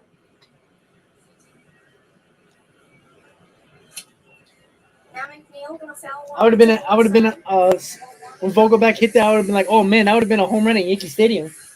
Of course, the Mets couldn't hit it the right field the whole game, all those 2 games. Today, before the game, Gary and I were talking about who would be put in the top 5 MVP for the Mets this year. McNeil would be one of those players, I think. Jeff would definitely be one of those players. We saw an amazing dodging play from him the other night. The flying squirrel, as they call him. He's not afraid to fly. Fucking Jay Squirrel. Now McNeil. Oh, Jesus. To the third baseman, McMahon, but he's going to get it to second. Another hard hit ball right to the third baseman. Pete is going to be back down at second. 2 outs. Hey, shit, I'm jealous. It's a tough play for McMahon. And with hands. You play ball at all? I do play. What's your position? I catch, pitch, and play the outfield. So Wow, you're obviously right-handed then. I am right-handed. You're not like Keith, who was restricted in what position. I am not like you. What's your favorite position? Probably catching. I mean, Really? yeah, you're involved in every pitch. Good call. I like that kid. He likes to be a catcher, The most exciting position for me. involved in every play. One of the best feelings is when you get to throw somebody out on second or third, and when you pick somebody off, obviously. Catch him sleeping. Tyler Naquin has, what is he, like 0 for like 30 in his last like 2 weeks of at-bats, trying to put down a bunt there or squaring. An announcer. Really? Yeah. Wow. I mean, I love baseball. I've played it my entire life, but being in the booth with you guys, this is one of the best things. So. Oh, hey, he gets a hit. Naquin got a line drive base hit, and McNeil goes to third. All right. Yay! And here comes the best hitter on the Mets, Tomas Nido. Yes. Joe's favorite player. He's kind of slowed down. He got off hot. So that's a good sign for the Mets. His first game with the Mets was amazing. He had 2 home runs at Citi Field. He's going to feel pretty good that base because he was. Excuse me, Brett Beatty is up. Excuse me. Got ahead of myself there. Rookie third baseman Brett Beatty. All right, Brett, let's go. RBI with 2 outs. Mets have been great all year with And I this. can say that with a smile. Now the first pitch to Beatty. Taken for a strike. Especially, this is Beatty's first at bat at City Field. Beatty's first at bat at City Field. Come on, Brett. Let's go. That's right, he had the 3 road trips.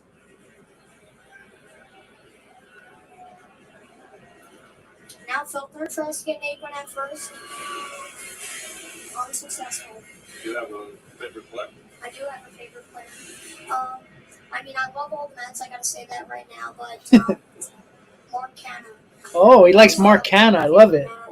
Didn't choose Pete Alonso. Great. Mark Canha. Look at that. Good choice. Professional ball player right Love there. his Instagram page. He goes all over eating food. And, I love food. That's now Beatty. There you go. He likes Canha's Instagram food. And I love baseball, so No better combination. Good. no better combination. And also, he plays the outfield. So do I. So, we have a lot of similarities. Me and Mark Canha. I'd love to meet him one day. He just seems like a great guy. He has a great personality. Now, Oh, calling that inside pitch. he's got himself down the count. Come on, Brett. Let's go. Eddie, Keith has ketchup on his hot dog. Do not tell me you put ketchup on your hot dog. No way. Mustard and sauerkraut until the end. No relish? Uh, Don't say you don't. No, not relish. I don't. Poor kid, he's mustard and sauerkraut. That's right. The only food that I don't like is relish. I'm in your Filner camp. tries to go first and get Aikman. I mean, the only food that I probably don't like is relish. It's kind of weird. It's yucky. It is, yes. But, Keith loves this stuff. yeah, All right, Brett, come on. Ketchup is a no-go on hot dog. Maybe Oh, on strike third. 3. Now Beatty Ah, gonna take a another inning for the Mets where they can't get it done with runners on. Left 2 men on base in this inning. Mets. Yeah, let's let them say goodbye to the Great kids. tie, great voice, great demeanor. Couldn't have asked for anything more. thank you. You're going to go far. Keep at it. It's pretty funny. You spent 2 seconds with 2 ball players. He wants to be an announcer. Why don't you take us to break, Eddie? All right, guys. So Beatty struck out on a nice curveball inside. Again, you know what? The reason why we all know why Beatty came up, right?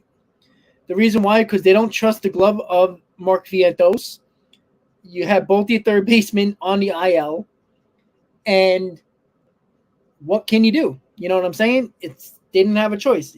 They don't trust Vientos' glove at third base, so you're not going to put him there. So Beatty was the only option. And then, at the moment, and I said this from a couple weeks ago with Mark Vientos, there was 4 moments in this season where Mark Vientos could have came up and been an everyday DH. When J.D. Davis and Dominic Smith were struggling in June and July and they couldn't get it done, a couple of weeks before the deadline when the Mets offense was terrible, after the deadline, they could have done it. Even though they got Vogel back and rough, they could have brought him up and see what happens. And then now, when Vogelback has a barky hamstring and Ruff hasn't really been hitting much against lefties, nice time to bring up Vientos, see what he got. And Escobar should be coming back sometime in his homestand. And until Guillermo comes back, Beatty's probably going to get more playing time as well. Or if I'm the Mets, when Escobar gets back, I send Beatty back down and bring up Vientos and let him be the backup to Escobar and put him at DH as well or put him at third base. And again, the reason why Vientos is not because they don't trust his defense, and that's the biggest problem there. All right, top of the third, no score. I figure another week or so, and he'll be ready to take over the reins full time. So I'll be right back, guys. In the third in a scoreless game against DeGrom has retired the first 6, and curveball in the first strike, and it's 1-1. Trying to get the booth a little younger, so if we just go with Eddie, we can stay Keith. We played. There's always a young guy wanting to take our job. It's that age-old question, right?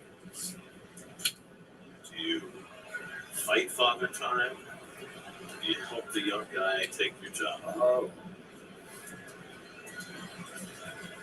I'm in favor of doing whatever it takes to bring the next generation along.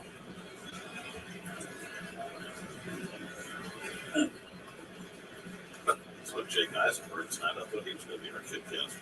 Yeah, 1-2 coming up. Inside corner, got looking past it. 7 up and 7 down for DeGrom. That's his 4th strikeout as he gets Hilliard with the slider. That was wicked right there. Not fair. Perfect spot. Oh.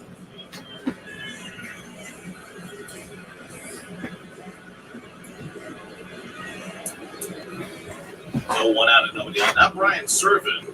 If you recall when we were in Colorado. Nice strikeout by DeGrom against the Mets. And in that game, hit 2 home runs. One against Triple Williams, one against Adonis Medina.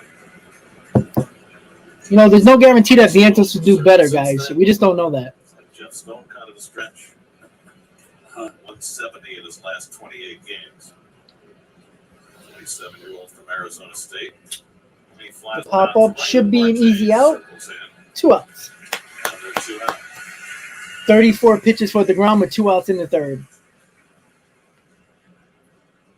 Well, watch the slider grip. See all that space between his so far, DeGrom got 4 strikeouts in 3 innings, or 2 and 2/3. But if you look at his fingertips, they're kind of dug into the white part of the ball. So he's kind of pinching it between his thumb. Eat my brownie. I'm a little hungry. That's how he gets the spin going.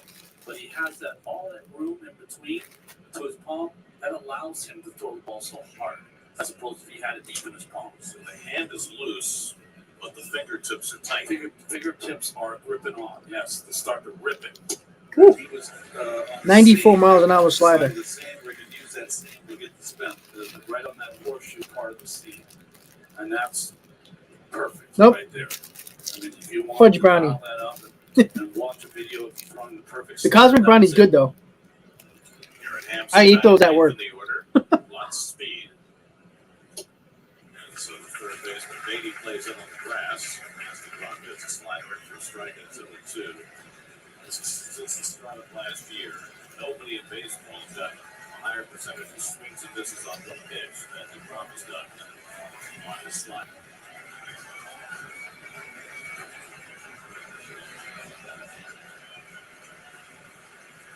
To Hanson. Oh, outside.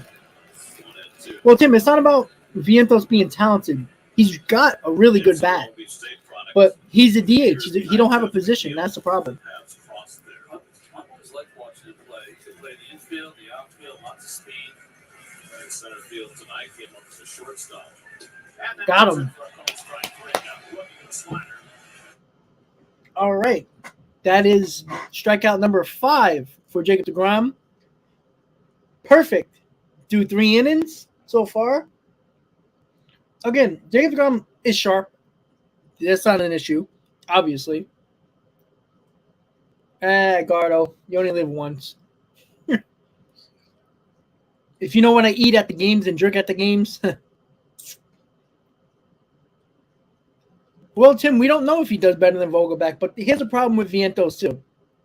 The Mets got Ruff and Vogelback, who are DHs, right? They're, for the most part, just a DH. Ruff can play first base, yeah. Vogelback can't play the field.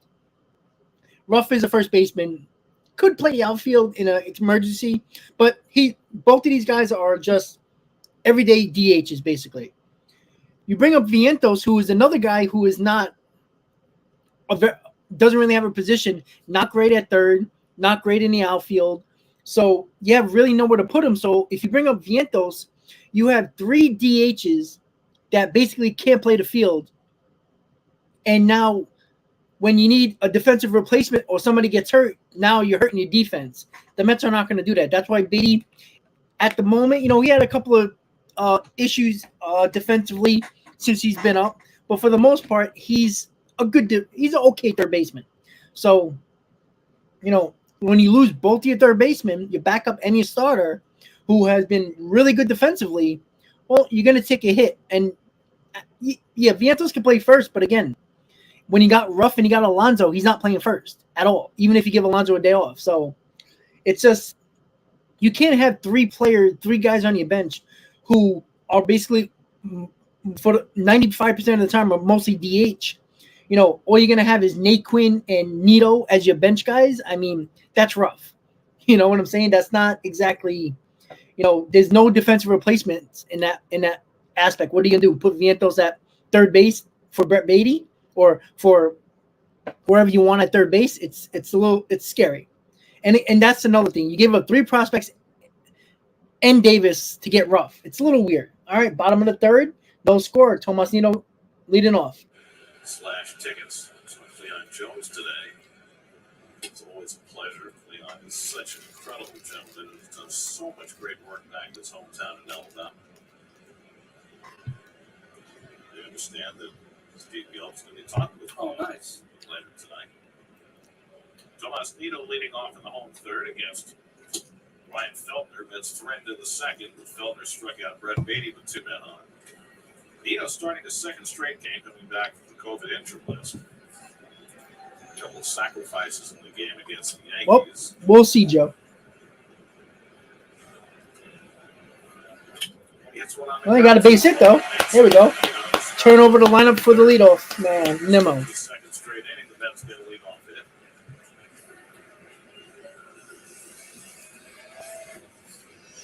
Brings his hands in to get that barrel through. You know, it is a little frustrating from a Mets fan point of view, considering you see Harris comes up for the Braves, Grissom comes up for the Braves, and they're a big part of their lineup, big part of the team. You know, that's what sucks. You know, we got Beatty, who I think is going to be a really good player, didn't come up and light the world on fire like Harris and Grissom has done. Yeah, I don't like Ruff at all, to be honest with you. Lined up to third base, leading off the first. All right, Brandon, let's go. Let's get some runs here. Feltner retired the Mets 1-2-3 on 24 pitches. Went back trying to find the last time. Again, I still like Nito bat a lot more than James McCann. At least Nito puts together good at bats. McCann is just almost an automatic out. Come on, Brandon. Come on, guys.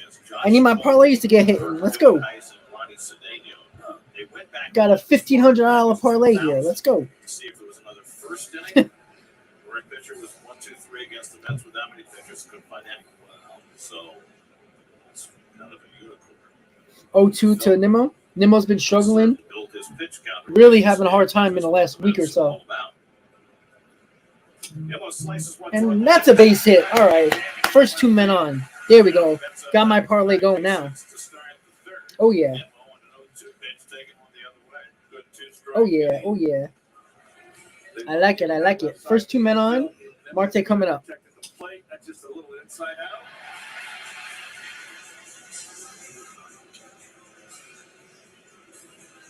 Gets it done. The Mets 2 hits in the second, 2 more in the third. And we got the first 2 on against Feltner. The big hitters coming up. Let's go. Let's go. Let's go. First base is first time up.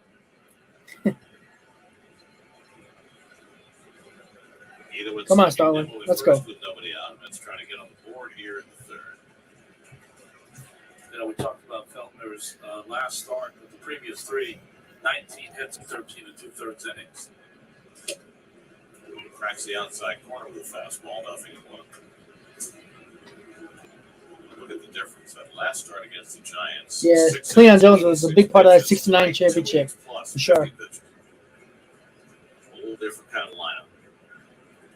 Marte shoots one foul. That's 0-2. And it behooves the Mets to get into that Colorado Rocky bullpen. Yeah, since the All-Star break, last in the National League in bullpen ERA. Well, the overall pitching numbers for the Rockies aren't pretty. Their staff ERA is the highest in the league. They've given up more hits than any staff in the league, and they have the fewest strikeouts of any staff. Come on, Starlin. Let's go. Slider. Round ball is going to be a double play. No, he beats it. All right. Good hustle by Marte. First and third, 1 out. No beer, no beer. Been running hard on infield grounders when he did that time. So he was safe. Marte did beat it out. First and third, one out with Lindor coming up. No, he got rid of it quick. But he didn't come along like he definitely got rid of it quick, but he didn't fire it over there. That's got to be a double play right there. Rogers threw that ball as though he thought it was going to be a routine. What bad teams give good teams breaks? Mets got to take advantage of it. Protected that groin for the last couple of months, only running hard on occasion. Well, that was the occasion. Now he's at first. Come on, Frankie. Base it. A chance for Lindor to get the first run home. Yeah, Marte, I think, hit into 16 double plays this year. You know why? Because he hits a lot of hard ground balls. That's why. Pretty much straight up on the right side. A little for the pole, obviously, on the left side of the infield. A lot of teams have been overshifting against Lindor, but the Rockies are not. Marte 17 steals this year. That's tied for fifth in the National League.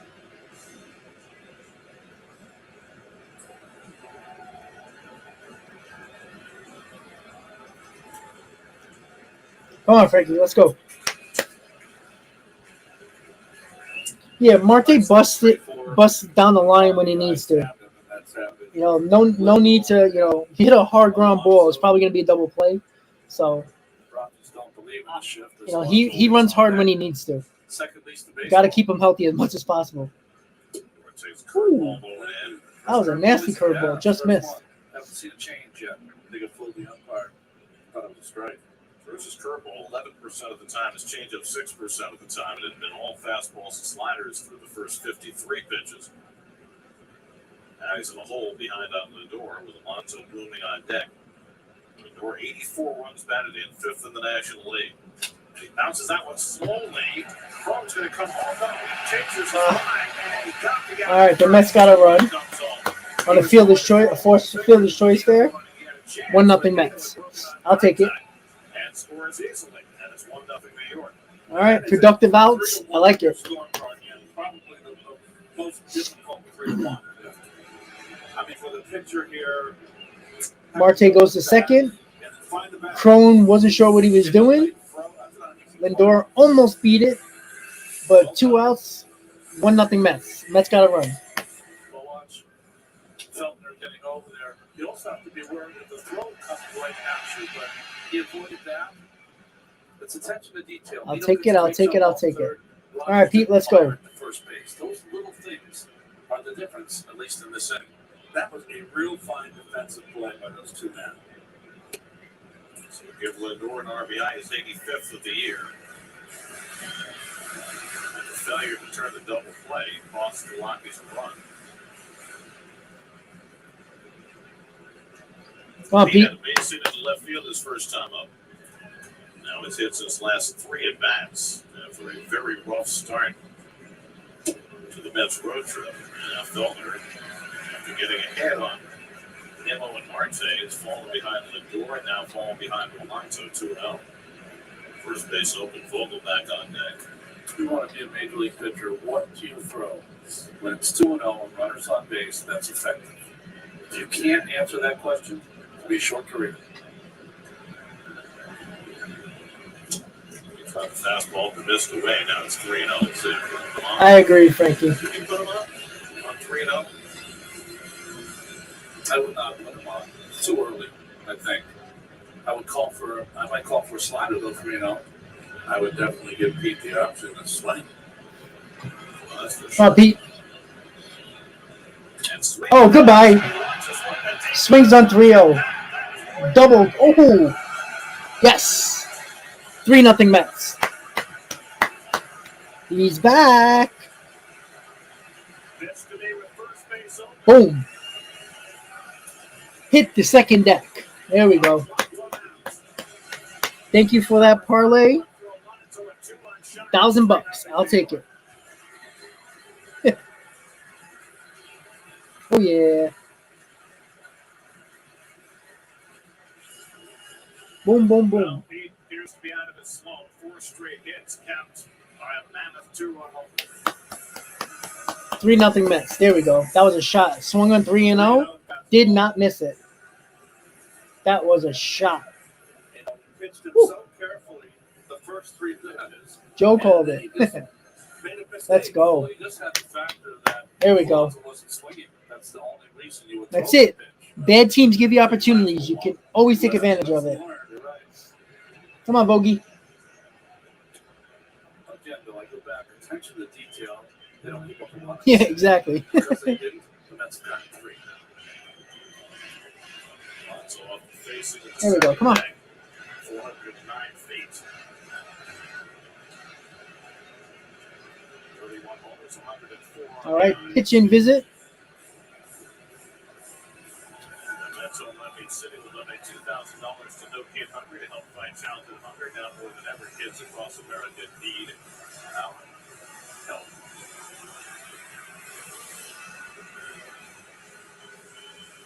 So we'll see the location of the pitch as far as inside or out. It's all right down Broadway. Center cut. Oh, medium rare. Third time in his career, Pete has homered on a 3-0 pitch. He did it once in 2019, once in 2020, and this was his third. And it's the Mets' first home run on the 3-0 pitch this season. Let's go. Let's go. Let's go. One behind the league leader. Come on. Goldsmith was 105 after his. Come on, Bogey. That's inside the Vogelback, and it's 2-0. That is 3 straight hitters now that is falling behind. That ball would have hit the 4 train. Vogelback flying out to right his first time up. The Vogelback home run would have went over the fence in right field. It would have been like 20 rows deep. Should end the inning. And it does, but not before the Mets get 3 runs in the bottom of the 3rd. And guess what, guys? Shocking breaking news. Listen up. Jacob DeGrom got 3 runs. Golf clap. Golf clap. It's a miracle. If you ever think a miracle cannot happen, it happened today. Mets get runs for Jacob DeGrom. More than 1. Beautiful. Golf clap. Golf clap. So, going to the top of the 4th, Mets lead 3-0. Very, very nice to see Pete Alonso getting back into his groove. Nice to see Mets play a little bit of small ball. Wasn't exactly the way Lindor wrote it up, but this is what the Mets have done the whole year. Taking advantage of mistakes, putting the bat on the ball, making the defense make a play. And both times, it should have been a double play. With Marte up, they didn't get it. Crone should have had the play at the plate, didn't do it. And that cost them 3 runs right there. So the Mets lead 3-0. Again, when you put the ball in play, you put pressure on the defense, and you got to make the defense have to make the play. And you know what? Bad teams don't make the play. It's just that simple. So there we go. So once again, Jacob DeGrom is coming back on the mound for the top of the 4th. Jake has, I believe he has 5 strikeouts so far in 3 innings. He is perfect through the first 3. Again, I don't think you guys got to worry about a no-hitter or perfect game with Jacob DeGrom. They're not keeping him in more than 95 pitches. I can guarantee you that. So for anybody who's thinking about a perfect game or a no-hitter, combine no-hitter, combine perfect game, maybe. But when it comes to Jacob DeGrom doing it, no. Yeah, it's a miracle. Like I said, play the lottery if you want. The Mega Millions, the Powerball is all over $100 million. You might as well play it. Because if the Mets score more than 1 run for Jacob DeGrom, some pixie dust is spreading all over Queens. So, top of the 4th, Mets lead 3-0. No hits for the Rockies so far.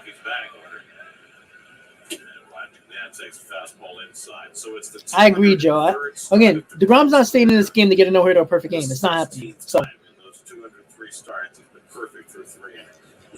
America, there's about a 90% chance I'll be there on Saturday.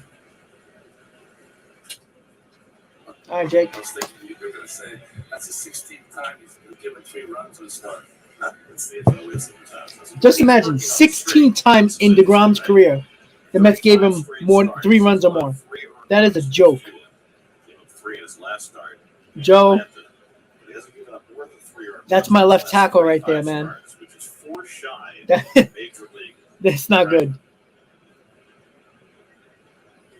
The record I mean, it's just not good. I mean, now Prescott's blind side is the great offensive line of the Cowboys are no more over the last couple of years. I mean, that's a tough loss for the Cowboys.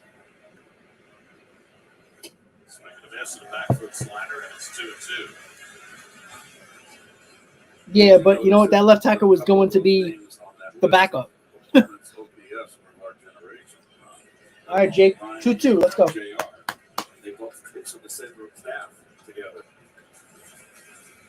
Got him. Number 6. 6 strikeouts for Jacob DeGrom. All right, 43 pitches for Jake. The pitch count is not an issue. Well, it seems the last few seasons when he's been out. Look at that pitch. Start on the inside corner and just dip. Impossible to hit. Swing and miss pitch. So just enough 100-mile-an-hour fastballs to keep you alive and then put you away. America, let me just type in my email again. We showed that slider. The exceptional spin rate. I like that. Hey, line drive right to McNeil. 2 outs. 1 pitch, 2 outs. I like it. There we go. I'll take it. Tony. Oh, Valenti, you got my mom's side last name. It's going on 9 years in November, Joe. America, I don't believe in that, man. I don't. Yeah, Todd, you know what? This is why it's a big game. Because you get the game, the half the game, you get back the 2 full games, 3 in the loss column. That's important. And they're playing the Cardinals, which is not going to be easy for them. Eric, how you doing? Come on, Jake. 45 pitches for DeGrom in the 4th. Hey, Joe, you know what? Costco is one of the companies that actually pay very well. So, I mean, they've known to pay very well. I mean, they always pay $2 over minimum wage no matter what state you're in. So, Joe, I'll tell you in a message what I make per hour. So you'd probably be a little surprised. All right, that's a nice slider by DeGrom. Yeah, Tony, yeah. My family lived in Brooklyn for a long time. They were all raised in Brooklyn. And strike 2. There we go. Yeah, America. Like I said, I tell a lot of people, you know, good benefits, good pay. It's not bad. I tell you that. I'm telling you right now, I probably make more than a couple of people who have a 4-year degree. I'll let you know that. All right, Jake, here we go. Can you get number 7? Ooh, just missed.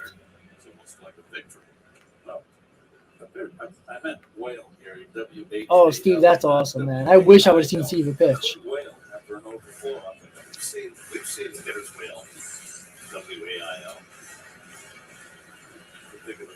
Come on, Jake.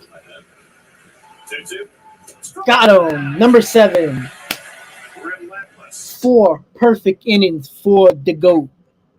Tony, East New York. Yes, Flatbush. Yes. You probably know my family. I wouldn't be surprised. All right, guys. So we're going to the bottom of the 4th. 4 perfect innings for Jacob DeGrom. He has 50 pitches through 4 innings. So a really, really nice start for DeGrom. Pitch count is looking nice. Again, don't get caught up on a no-hitter perfect game for DeGrom. He is not pitching the entire game. I'm telling you that right now.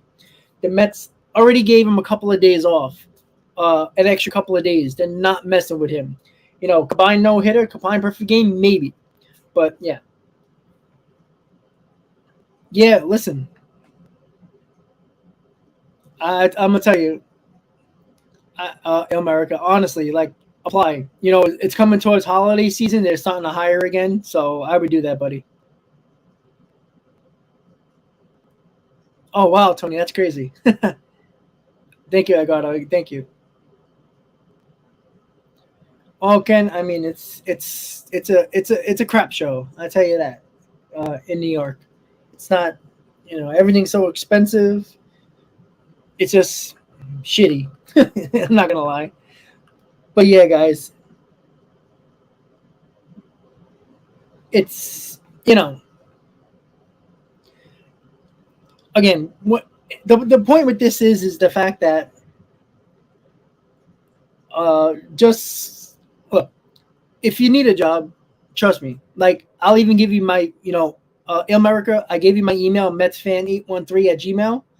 Email me. I'll give you my last name. I'll put my name down as a recommendation. So, I am a senior forklift driver. So, I have a little bit of crowd. I don't know where you live, America. I'm assuming. I think you said New York. So I don't know exactly where, but they always hire coming towards the holidays. So you might get in as a seasonal, and if you do well, they'll keep you. That's basically what it is. I mean, I started as a seasonal in 2013. So. And they kept me, so. And now I work overnight, so it's not the best thing in the world. But what are you gonna do? All right, bottom of the fourth, Mets lead 3-0. Jeff McNeil, base hit. Yes. McNeil is aboard. He takes a hard turn. They'll hold it first with his first hit of the night. All right, my parlay is getting closer, guys. I got Nimmo with a hit. I got McNeil with a hit. I got Alonso with a hit. Woo-hoo. Yep. I need 7+ strikeouts for DeGrom. That's going to happen. I got 9.5. Probably going to happen. Let's go. I don't know. Did Kyle Schwarber hit a home run? Because I need him to hit a home run to finish my parlay here. Let's see. It's the 128th time in Jeff McNeil's career he's gotten a base hit on the first pitch of an at bat. Now Naquin takes curveball out of the strike zone. Naquin snapped an 0-for-19 stretch with a single to center field. Neatly called by Eddie Krause. Naquin making his 13th start as a Met. Showalter was absent tonight about. So all I need is Philadelphia to win and Schwarber to hit a home run, and I got it. I use FanDuel. I like FanDuel. That's my stuff. That as he has played a little bit less, his production has gone up. Well, he's played a lot of late. He's been on a hot streak. He's really gotten some big hits on that last road trip. And it's hard to take him out of the lineup. You kind of want to ride the horse a little bit, but they want to get Naquin going here. Mets will face one left-handed starter in this series. It's Kyle Freeland who goes on Saturday. Brett Beatty on deck. Oh, sorry about game day, guys. Sorry about that. Looking at the wrong screen. Big time in the third. Some faulty Rockies defense, and then Pete Alonso's smash off the facing with the second deck. 3 runs. McNeil took off early, and Feltner stepped off. I don't understand why this is being even done at all by any base runner. You can see out of your peripheral vision. If they go like that, you step off and fire. I don't get why the pitchers are not seeing that. People generally yell at them. Yeah, it's like they freeze. I mean, you got to get it right. Oh, double play. That was hit hard. Damn it.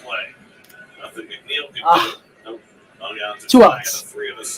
Nothing. Can't do nothing there. Upside of that, door, another bullet by Naquin.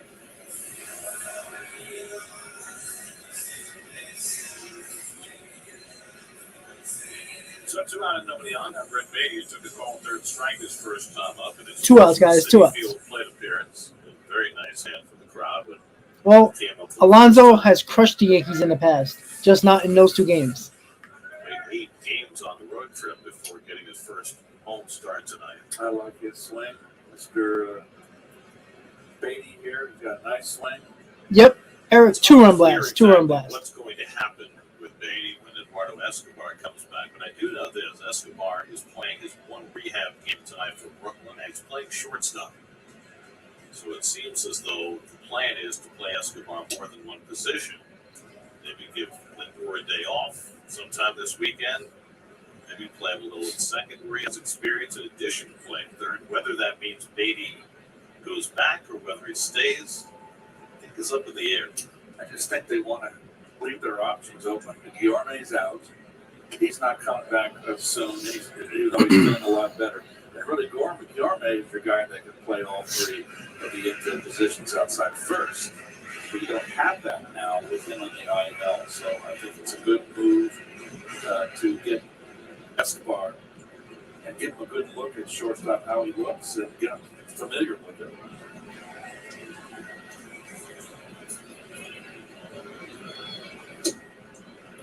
I'd see it rough at first base defensively on Saturday. That could be something. Maybe. All right, 3-1 count to Beatty. 3-0 Mets. Bottom of the fourth. 72 pitches for Feltner. Recently, Alonso has DH and Ruff has played first. 3-2 to Beatty.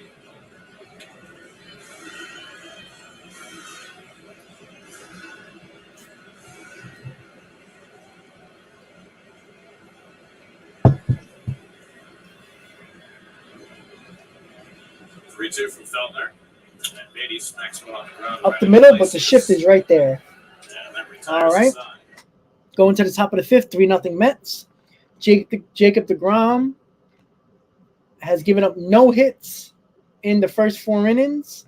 His pitch count was at 50 pitches after the fourth inning. So his pitch count is where you want it for somebody you want to go deep into a game. Again, I do not think as soon as he hits between 90 and 100 pitches, he's going to be out of the game no matter whatever. I don't care if he has a perfect game going into the 8th inning. If he gets to 95 pitches, 100 pitches, he's out.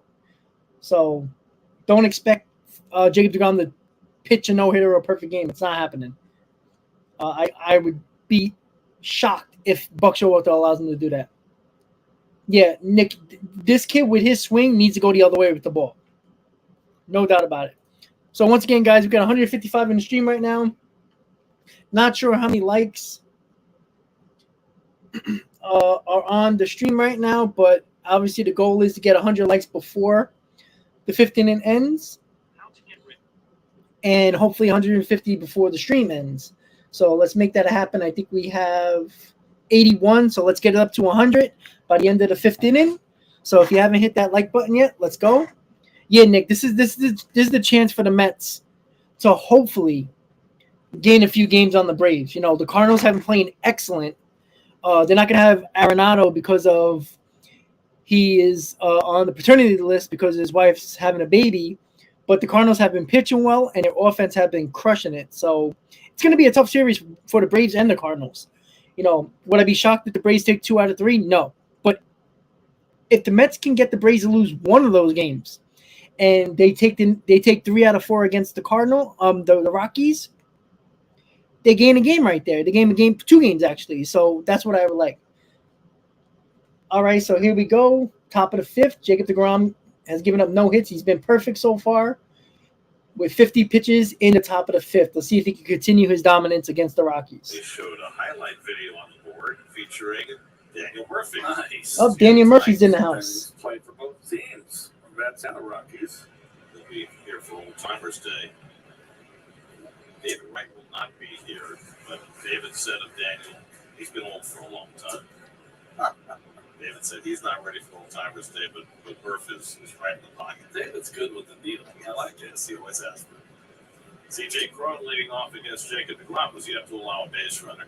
Now, Daniel had that unforgettable postseason. I don't think he's ever had anything like it. Oh, my gosh. 6 straight games, all against quality pitchers. Yes, it was. And lefties. And let's not forget the steal of third base, right? That's right. Against the Dodgers in Game 5. Oh, yeah, Steve. Well, that was the biggest reason. One, they didn't draw because it was a terrible stadium. And a lot of the time they sold off their players, the really good players. So, well, it's really nice. Oh, I like those new banners that they put in right field. Really nice. 1 Come on, Jake. He went. Oh, that was number 8. Come on. Struck out 7, retired 12 in a row, 1 hard hit ball. Rogers lined out in the last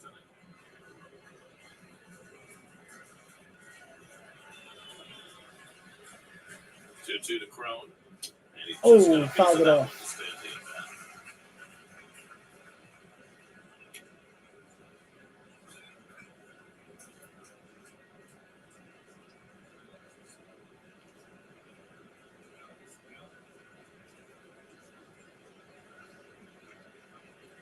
Iglesias and Grichuk to follow for the Rockies in the 5th. All right, Joe. Let's go. And Crone hits one on the ground. Ground ball. Is able to play the hop in time. 1 out. There we go.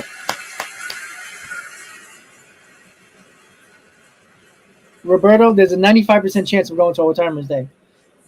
So 13 I'm trying to avoid doing the double shift at work that I kind of promised my boss before I realized it was Old Timers Day about 2 months ago. That was my fault. I picked the wrong weekend because I thought the Old Timers Day was 2 weeks ago instead of Saturday.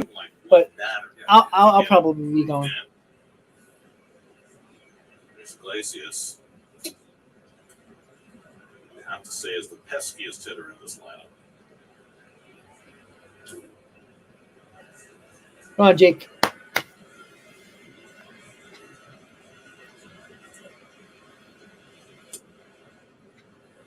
Takes a changeup down. Joe, it's worth it. One curveball. Otherwise, all fastballs and sliders. And it's been about 50-50 fastballs and sliders. Come on, Jake. Let's go. Behind on Iglesias.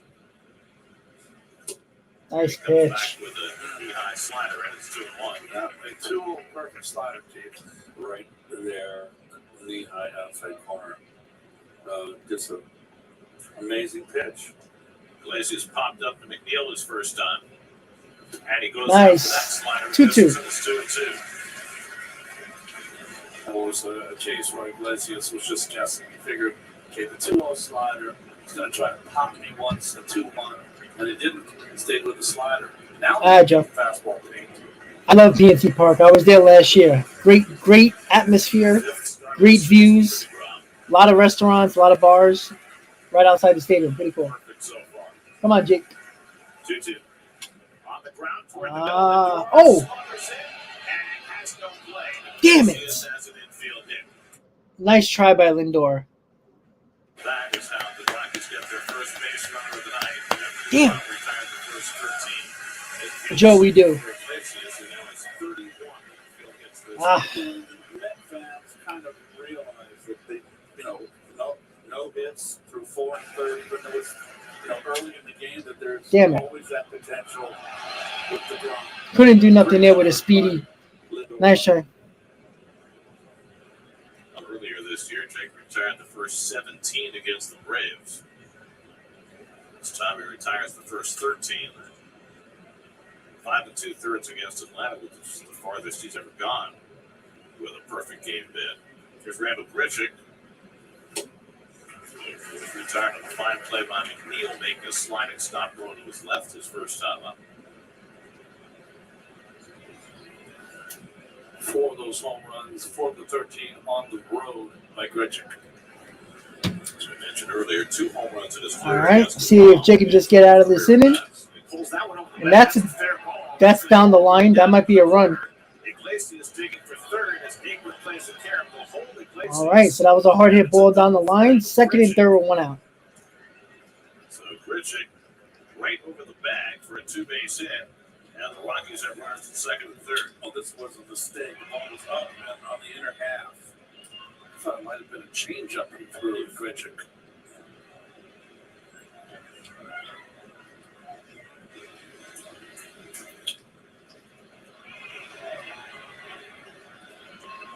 So giddy up and Iglesias' step right now.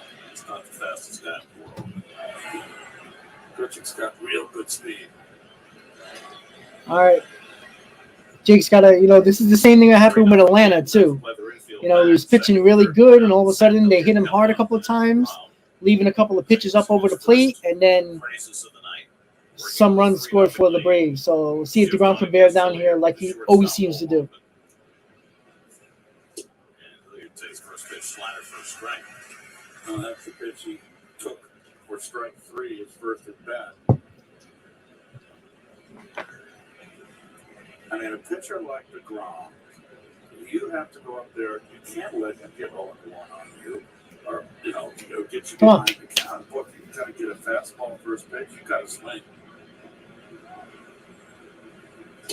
Nice pitch. Sixth at bat. In 5 starts for DeGrom. He's faced a runner in scoring position. Sixth in 5 starts. I don't know what Billiard's shaking his head for if he thinks that was a ball. He needs to look at the videotape tomorrow. Got him. Strikeout number 8. Another win for my parlay.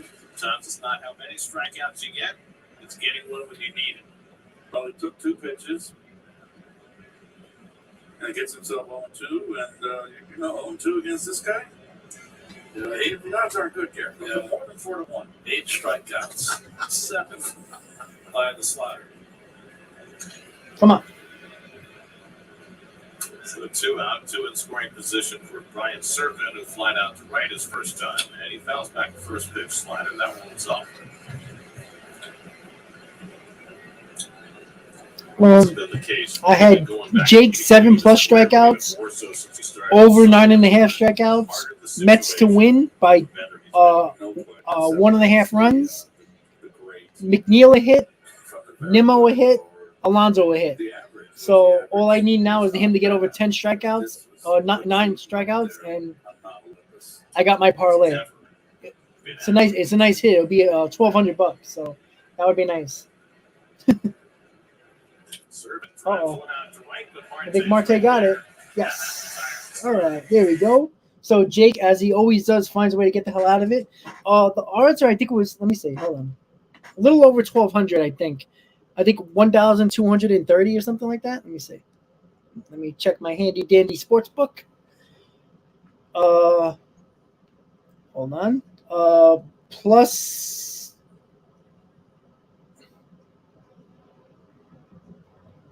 Let me see. This 11-leg parlay, I got a couple of things with the Phillies. I actually got the Phillies to win a 1.5 as well. So it's plus 6,100. The other one's plus 10,000. My 13-leg parlay. I also got the Phillies just to win the money line, the Mets to win the money line. McNeil, Alonso, and Nimmo base hits. Mets to win money line. Jacob DeGrom for 9.5. And I got Aaron Judge to get a hit and the Yankees to win. So they're all over $1,000 to play. So I should be doing good right now. Again, guys, the no-hitter is irrelevant, to be honest with you. I really don't care. Mets got a no-hitter in their history. We have a combined no-hitter. The last thing I'm worried about is a no-hitter or a perfect game. It's cool, but I just want to get the win, to be honest with you. Frankie, I use FanDuel. I used to use DraftKings, but DraftKings kind of screwed me on a free game parlay. When they said you deposit $100, they'll give you $300 free play, and I won on a free bet, and they didn't give me none of the money back. They obviously take the $300 credit that they gave you, but they never gave me my winnings, and I was pissed. So I was like, the hell with you. I'm out, and I'm never giving them my money again. So with that said, guys, we're going to the bottom of the 5th. The Mets are leading 3-0. No more no-hitter, no more perfect game. But Jacob DeGrom got out of that inning the first time he struggled. Or I wouldn't say struggled, but had a little bit of a base runners on base. And he got out of it. So the Mets lead 3-0 coming to the bottom of the 5th. The Mets will have a 9-1-2. Nito, Nimmo, Marte. Here we go, guys. Of the Miracle Mets World Series. Cleon, it's so great to see you always, but especially to kick things off here, getting started with Old Timers Weekend. I know everybody's so excited around this organization. What are you looking forward to most about Saturday? Well, it's always good to come back here to New York. I don't like the word old timers. I'd rather be called a senior citizen. But it's going to be great for me to see all those guys, Frank Thomas, Ken McKenzie, Claypool, Swoboda, all those guys that's been in this organization all that time. And I look forward to being on the field. I'm not like Frank Thomas. I'm not going to predict that I'll hit a home run. I'm not even going to predict I'll be on the field, but I'll be in the dugout and pulling for the Mets like always. Oh, wow. Damn, Joe, that's crazy with your cousin. That you wish would be able to The one time I hit big in a parlay, Miss, wait, Nito, this is going to be a tough play. Got him. So, yeah. Al Jackson. I mean, it just so many players that. Let's listen to Cleon Jones. You were close to. Certainly, they were part of your success. And Christian, I would love that, honestly. Even though I would like to be up 5 games by the end of the year, but that would be funny. That's going to be sad for a lot of us. But life goes on, and we try to make the best of it. Cleon, you mentioned Gil Hodges, and almost a month ago to the day, he finally Adam, I'll talk about that after the inning's over. All of you guys, listen to Cleon Jones right 3 now. years ago, the 50-year anniversary, that was the big deal. Everybody wanted to talk about getting Gil Hodges into the Hall of Fame. I know you were there in Cooperstown that weekend. What did it mean to you? That's crazy, Joe. Well, I've always thought Gil Hodges was a Hall of Famer. Yeah, I'm an old Dodgers fan, and certainly I was brought up being a Dodgers fan with my grandmother and great-grandmother. Gil and Jackie Robinson and Pee Wee Reese, all those guys, I idolized those guys. And Gil was a prototype. He was the first kind of first baseman that everybody wanted to emulate. So, and he was a great offensive force. I don't see why it took him 30-some years to get in as a ball player. He certainly would have been a Hall of Fame manager had he lived. But if we look at his record, and he spent, 4 years in the Army? I'm not sure what it's 4 or 2. You know it takes a while. And he had great stats. Certainly, that was no better first baseman during his era that I can recall. So I thought he should have been years ago. But I was that's rough. to see that he went in this year, and I was there to be a part of it. Certainly, it made a lot of New Yorkers happy.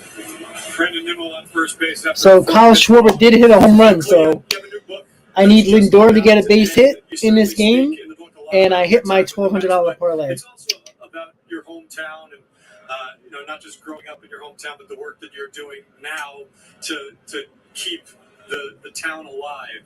And I need the Phillies to win by at least 2 runs. Mobile, Alabama, Africa Town shape who you are as a person and who you were as a ball player. Certainly, my hometown was the key. Africa Town, the suburbs of Mobile. If not for the people in that little small town, we wouldn't be talking about Cleon Jones, and maybe we wouldn't be talking about the 1969 Mets. But I give the people in that little small town all the credit because they put in time with me. I used their equipment. I was 13 years of age before I owned my own glove. So and by that time, I was an accomplished player. But certainly, we are the people. We emulate and we represent the people that are around us. Certainly, the book is about coming home. And it was always about coming home to Mobile, Africa Town for me, because to share with my success with the people who had made a Cleon Jones, who were, no doubt, instrumental in my getting to the big leagues. So I'm thankful for that. And now my wife and myself, we're giving back. We're giving back to a community that gave us so much. Go out and buy the book. I think it's a good read. It explains who I am. explains my family, my wife, and all the things that we do, and all the things that we hope to do. The great Cleon Jones. Always a pleasure, Cleon. So great to see you. We'll catch up more in a couple of days, okay? Well, thank you guys. And look here, it's always great to get back here in New York, and we look forward, my family and myself, to always coming back and sharing with the people that made us famous. That's certainly true. The famous Cleon Jones. Gary, DeGrom, back to you. Now, Cleon said, we are the people we emulate. There are few people more worthy of emulation than Cleon Jones. Got that.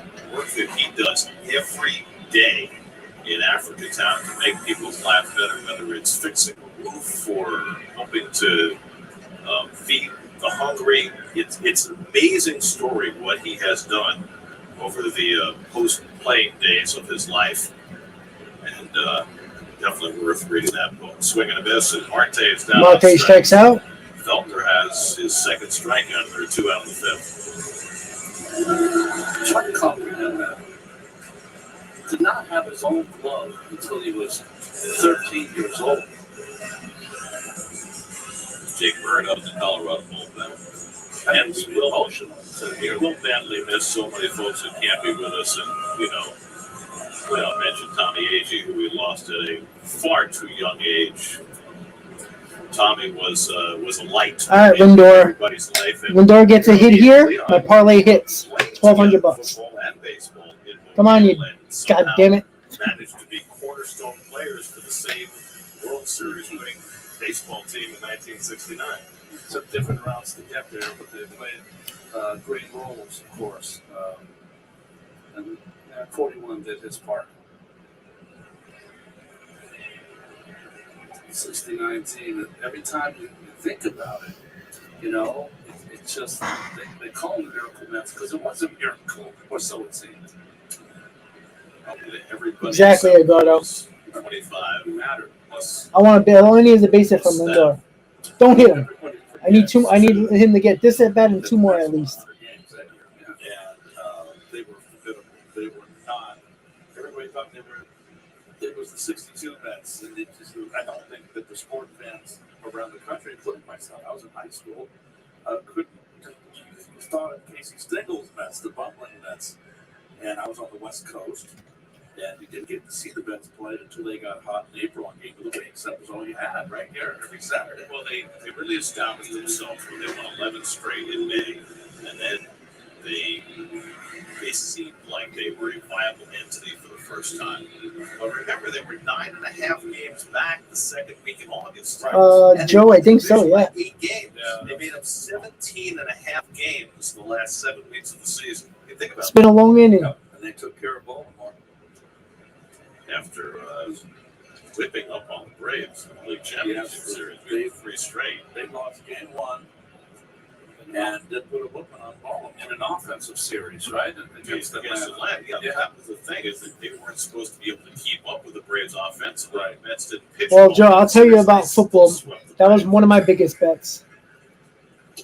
Come on, Frankie. Damn it.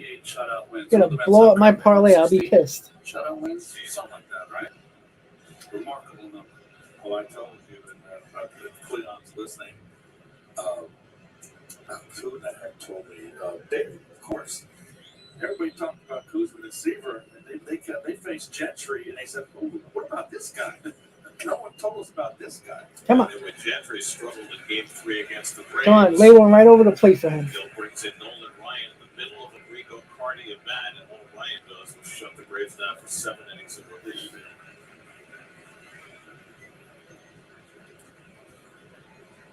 Three and 2. Crone plays behind Nimmo. And Lindor takes ball And 4. ball The Mets 4. have 2 men on. That doesn't help me. The inning for Feltner. Helps the Mets, but doesn't help me. First 2 walks of the game, and he may be run out of steam in 92 pitches. 94 has been his high water mark this year. And Black is going to pull him right now. So before he faces him, All right, guys. So the pitch and change is happening. Bird is coming into the game for the Rockies. Mets are winning 3-0, first and second with 2 outs in the bottom of the 5th. And so my biggest bet, and this was when I was in, where the hell was I? I was in Atlantic City at the time, making the bets because it wasn't legal in New York yet. And actually, excuse me, I'm a liar. I went to Jersey just to make bets on FanDuel, and I bet $100, and it was during the football season. I hit on every team winning the game. Every game that was played, I put $100. I bet every team, whatever team that I chose to win, and no point spread or anything, just plain out win. And 8,000, boom, just like that. And it was the Monday night game. I forgot who was. It was the Chiefs, and I think it was the Raiders on Monday night. And I needed the Chiefs to win. And of course, the Raiders sucked at the time, and you think, oh, that's an easy win, right? And Kansas City won on the last 5 minutes of the game. I think they kicked a field goal with like a minute left, and they won. So I almost lost my. Now I could have cashed out. I think the cash out was like 4,000 or something like that. And then I was like, you know what? The hell with it. It's only $100. I wasn't thinking I was gonna win anyway. Boom. They won the game, and I was like, nice. And I didn't bet for a while after that.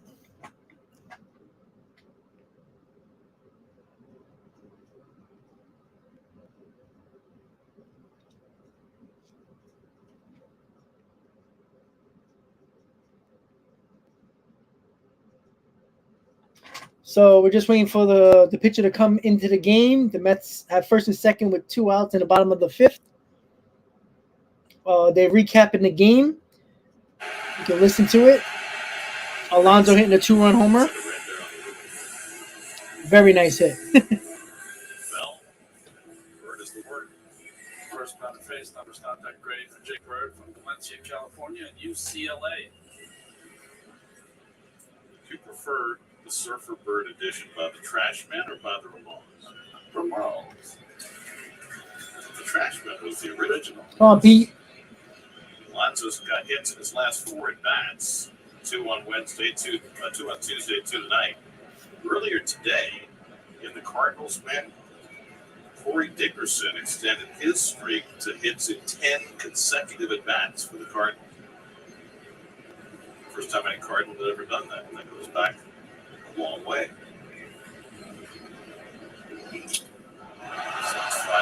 And it should end the inning. And it does. Going to the top of the 6th, the Mets lead 3-0. Jacob DeGrom's coming back on the mound. He has, 8 strikeouts. If he gets 2 more strikeouts, that's another part of my other parlay that I have, my 13 leg parlay and my 11 parlay as well. So I wrote it right here. So just to make sure, because I'm not always checking my phone. Ruben, how you doing, buddy? So once again, guys, don't forget, please hit on that like button. If you just happen to forget, please do so. And also, guys, once again, coffee mug. Mets home run apple coffee mug from the 7-Line Army is going to be a giveaway for subscribers. So if you're a member, you don't have to do this. What I'm saying, you're automatically in the giveaway hunt. Anybody who's not a member, listen up. After the stream, it can be today, it can be tomorrow. I'm not going to do the giveaway for the cup until September, the first week in September. So you got about a week or so to write LFGM on the comment section underneath the stream after the stream is over, okay?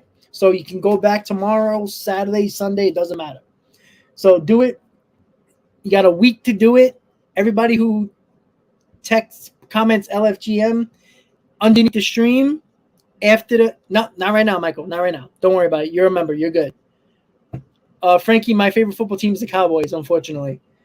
And comment LFGM underneath the comment section of the stream when it's over. When you do that, you're automatically in. So you have to do that. Members, you don't have to do that. You're automatically in. So that's what we're doing. And also, members, I did do the video for the members giveaway for the mystery box. And that's how it's going to happen. All right, so I'm just doing the editing of the video, make sure it's clear, make sure everybody can see it. And members, it should be up probably by Monday or Tuesday the latest. So it's going to be on the community page for the members. So make sure you check out that video on Monday or Tuesday. I will write it in the community page so you guys know. For the year, All right, top of the sixth, Jacob DeGrom. 13 hits, 2 hits, no runs so far in 5 innings. strikeouts. Garrett Hampson leads off, Pops it up. God damn it, I want to strike out. Neal out, Marte in, and 1 out. Neal. All right, guys, I'll be right back again. Pitch 1 out for DeGrom in the 6th. This was last year, DeGrom at Coors Field. Struck out 14 that day. Remember Marcus Stroman was the other game with that doubleheader, I believe. So 9 straight strikeouts in that game. He was as dominant as I've ever seen him. If you notice the slider there, a lot of fastballs in that game upstairs for strikeouts against the Rockies. Today he's thrown more sliders than fastballs. 34 sliders, 30 fastballs. Third time around the order. Now Ryan McMahon takes a fastball up and away.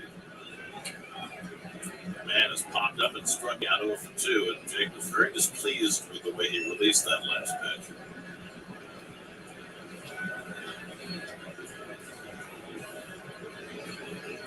And that was crushed to deep right center. Forget that. McMahon gets a fastball and hits it in orbit.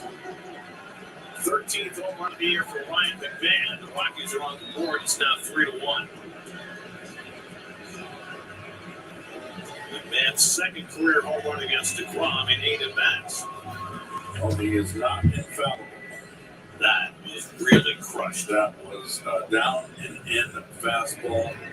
I'm not quite sure if it had plate, but Damn. left-handers like to Not good. Sorry, guys. That was a little higher than I thought, Ron. Little belt. That was a shot. That's a good poke right there. 436 feet off the bat of Ryan McMahon. In 23 last year, that's his 13th this year. Sorry, guys. I'll take the blame for that. Gets DeGrom. Here's Brendan Rodgers, who hit the ball hard his last time up, lining out to Let's see. Yeah, I guess he kind of squared it up, didn't he? One of the few hitters to get into a 1-0 count and catch a fastball. Yeah. I didn't want to see it. I felt it.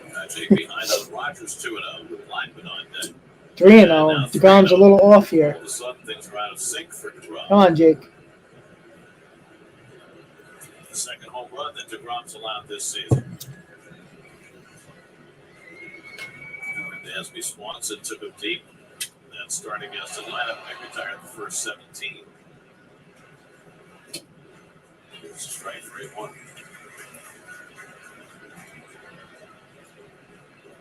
The immortal words of Chili Davis referring to Doc Good. All right, Jake, let's go. He ain't God, man. But he was the net. All right, there you go. I'll tell you that. He was. Now this guy is.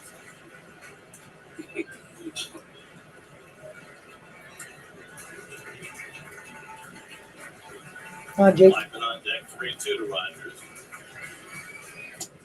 It's outside. Just outside. DeGrom issues his first walk of the game and his second of the season.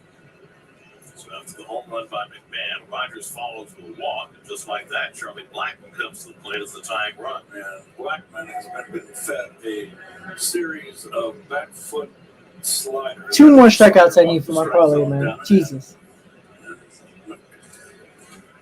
DeGrom's had his way with it. 2 Ks.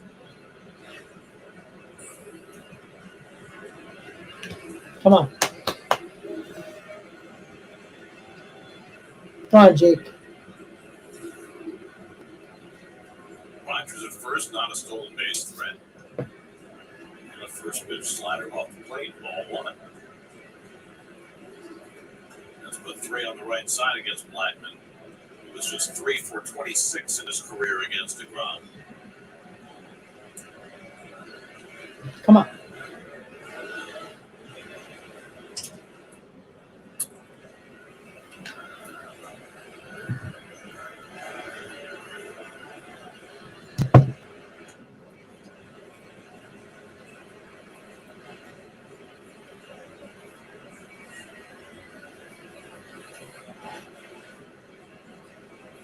2-0 to Blackman.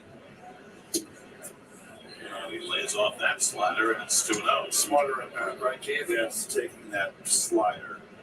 Well, that's what they're doing now. They're laying off that slider because DeGrom usually don't throw those for strikes. So they're sitting on his fastball for sure. So he fell behind Rogers. Come on, Jake. Now he's falling behind Blackman, following the McMahon home run, and no time asked for. So the 436 that was a block. But they call a block? No, but I guess when was that? You called the block? Yeah. No, it's going to stay on second. They're bringing it back. I think the umpire called timeout. Third base umpire apparently called time. That's the indication that I got from him. Because he did block.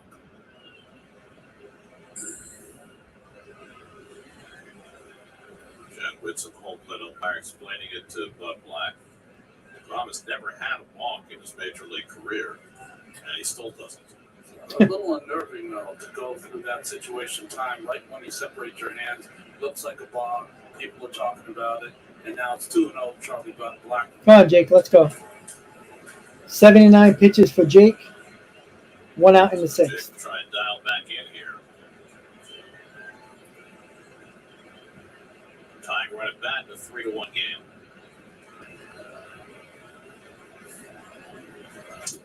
That's a nice slider. He's got 80 pitches. You saw where Nito was positioned the first time 2-0 before they called time. It was going to be a fastball away. He was sitting on the outside corner. When they came back into play after that, he decided to go back to the slider. He obviously is not confident at all in his fastball right now. So McMahon hit 136 feet, which according to StatCast is the longest home run DeGrom was given up in 7 years, since Chris Bryant in 2015.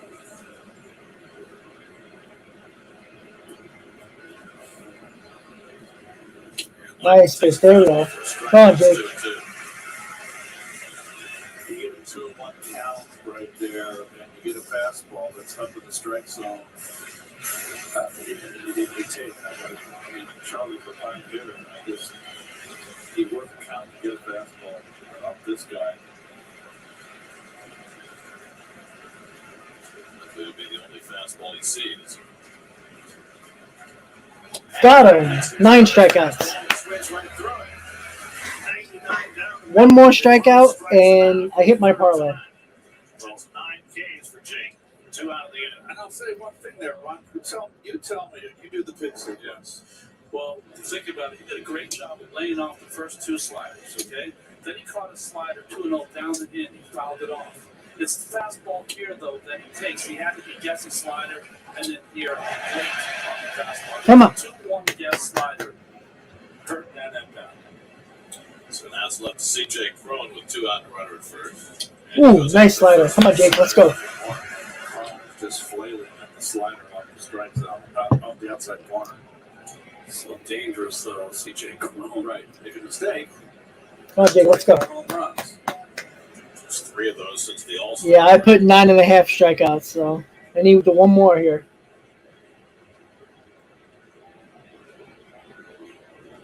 Yes. 1 more. Come on, Jakey. This is probably DeGrom's last inning. Throw 1 more slider. He ain't hitting it.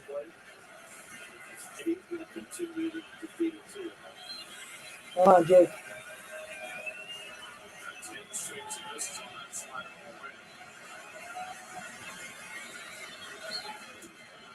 He tried it. Struck out, grounded out for 2. Dropped through 95 pitches his last outing for 6 2/3 against the Braves. That's his high pitch count and his high game count of the year. Now his 5th start, he's 85 pitches through 5 2/3.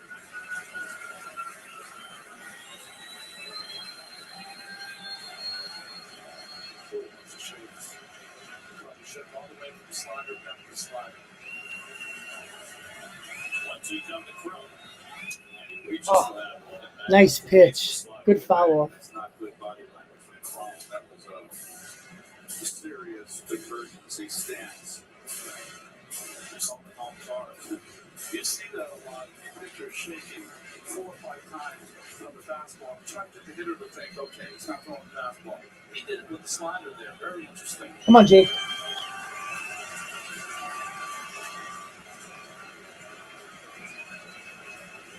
Right back to the slider again. And he gets a comebacker past him out off the back of the hill. And when York flips it to McNeil. Well, that's probably his last inning, so I'm probably not going to get the 9.5. So that screwed up my parlay. 9 strikeouts for DeGrom. That's going to suck. That's annoying.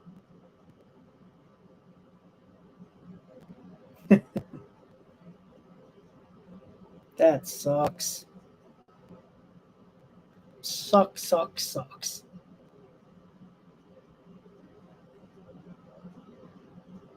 That is not cool, guys. Not cool. It's all right. It happens. What are you gonna do? It was a $10 bet, so I'm not losing like $300. So $10 bet to win $1,200. I can't complain. But unfortunately, I don't think I can cash out on that. So let's see. Because I had Philadelphia -1.5. I got Schwarber home run. I got Stott home run. Stott hit. I got Schwarber records a hit, obviously with the home run. I got the Mets -1.5. I got McNeil a hit. Alonso a hit. DeGrom 7+ strikeouts.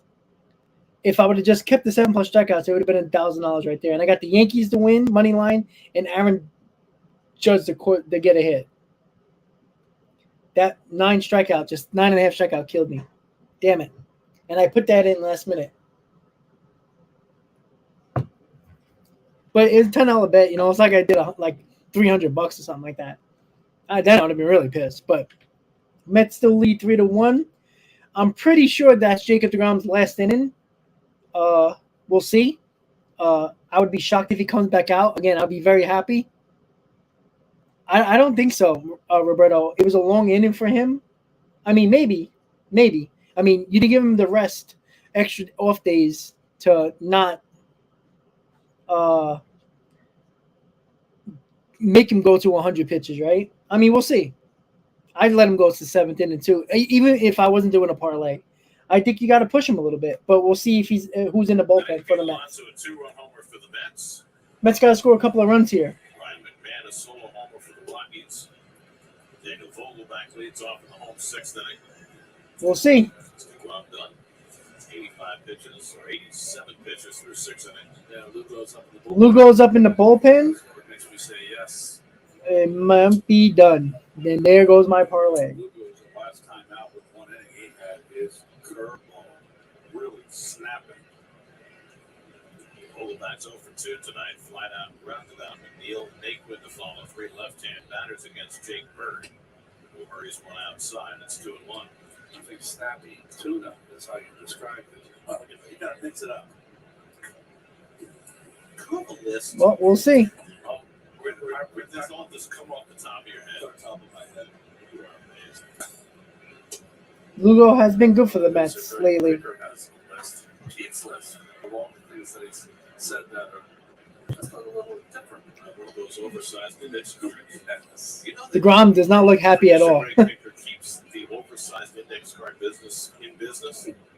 That's outside. All right, ball 4, leadoff walk for Vogie. Let's check in the studio. Escape ring brought to you by your local. I think if he would have got out of that inning a little quicker, he would have pitched the 7th. Phillies hosting the Reds, and Kyle Schwarber's home run drought is over in a big way as he takes Justin Dunn right down Broad Street, 451 feet. That made it 1-0, Gary. It's now 2-0 Phillies in the bottom of the 7th. Technically, I believe it's up Broad Street, Damon, but your point is well taken. 35 for Schwarber. That puts him 2 ahead of Goldschmidt for the National League. He hit 2 today. It's all right, Sammy. It happens. Through the second baseman, Rogers his last time up. And McNeil hits the double play ball. Oh, and missed it. He would have had to play at second even after the bobble with Vogelbach running. I don't think that Rogers realized who it was. Well, they weren't holding him on. That gives you a clue that he can't run. And he also has the injury. Even the play is in front of you, and the ball's hit hard, and you got time to look. See Iglesias. He knew they had to play. Rockies did. We'll see. Oh, sorry, game day, guys. Sorry about that. Of course. But I think Jake is done, so my parlay, again, all I needed was him to get one more strikeout. That kind of sucks. Michael, thank you for the donation, buddy. I appreciate that. You got Perez and Sanchez on your left side on your bench. So you're not. Thank you, Michael. Appreciate it. In your reserve, you need them. An encouraging night for Nate when he's hit 2 balls hard, single to center, and then lined into a double play. Base hit snapped an 0 for 19 stretch. If they measured swing balls, Guys, you don't have to do that. That's a rip. He's got 10 home runs this year, 3 of them as a Met. Uh, 0-2 for Bird. And the breaking ball. That's a base hit. That should be a fourth run. There we go. Oh, yeah, it's Vogie. I'm sorry. First and third now. So they couldn't get his second hit. And the Mets have runners at the corners with 1 out.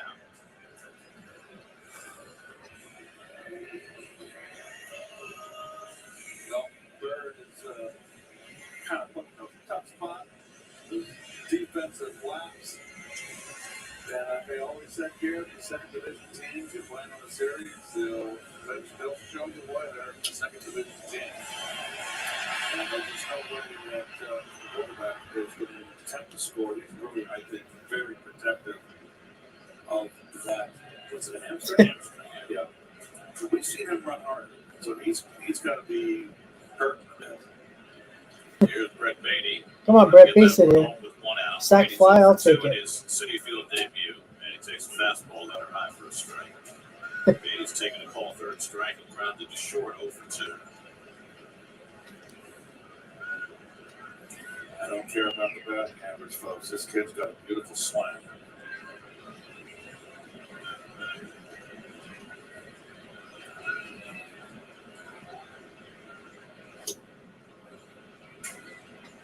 Bird's fastball puts him in a 2-strike hole. Beyond rookie Jake Bird out of UCLA. Yeah, that's what he needs to do, Nick, for sure. Brett Beatty from Lake Travis, Texas.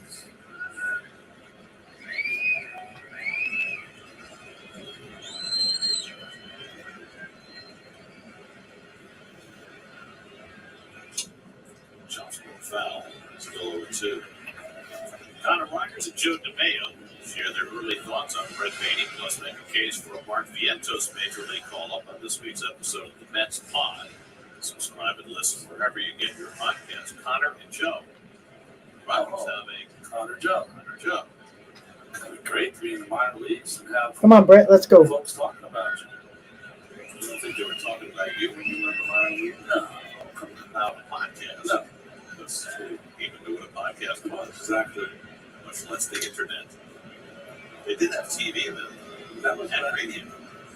You got to read about the minor leaguers in the old sporting news. Yeah. So I remember that newspaper was a magazine. It was A a weekly magazine, right? newsprint, Right. weekly. It used to have all the minor leagues from A-ball on up, and it was fun as a minor leaguer to look through it. Before Baseball America even existed. Right. This is a weird part of the game with 1 out, right? The Rockies are playing for 2. But let's say Beatty doesn't hit it hard enough to Iglesias at short. He would not be averse. He's that kind of player to throw home to get Bullpen back. He understands the circumstances here, even though he's playing back. Beatty chops him off his foot, a foul ball.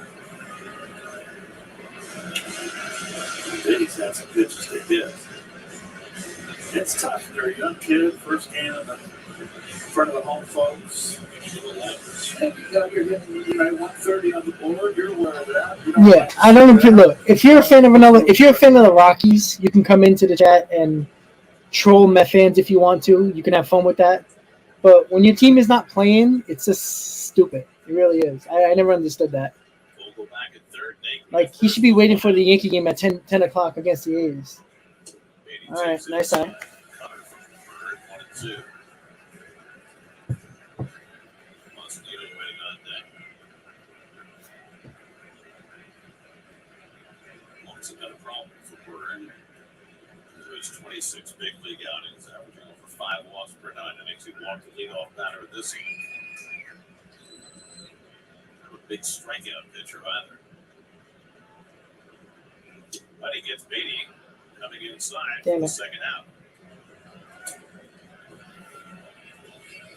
So Bird has his first strikeout, another 2 out. Went after something off out of the strike zone. The ball was supposed to be away and sinking, held on to it too long, and ended up being a cutter inside. So it's left to Nito, who had a base hit and scored around the third, rounded out the fifth. The situations have always been the optimum for Nito this year. He's hitting 286 with runners in scoring position. Vogel back at third, Nate at first with 2 out. They're giving the right side of the infield to Tomas, who likes to hit the ball in the opposite field. First baseman holding that runner on. That is a big wide avenue right to Boulevard. Come on, Tomas. So he's there.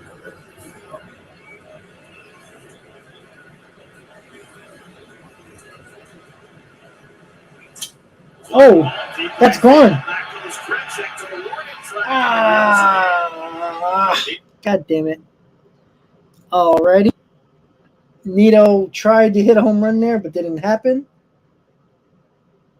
Mets still lead 3-1, going to the top of the 7th. Jake is definitely probably done.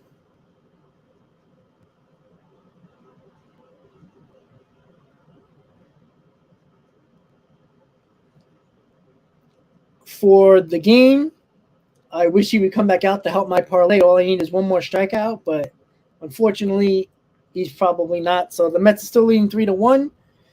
Mets are in prime position to win a game here and get a half a game up on the Braves. Yeah, exactly, Joe. Of course, the Mets. Vogie hits one to the warning track to right field at Citi Field. Nito just hit one. Both of those would have been over the fence in Yankee Stadium.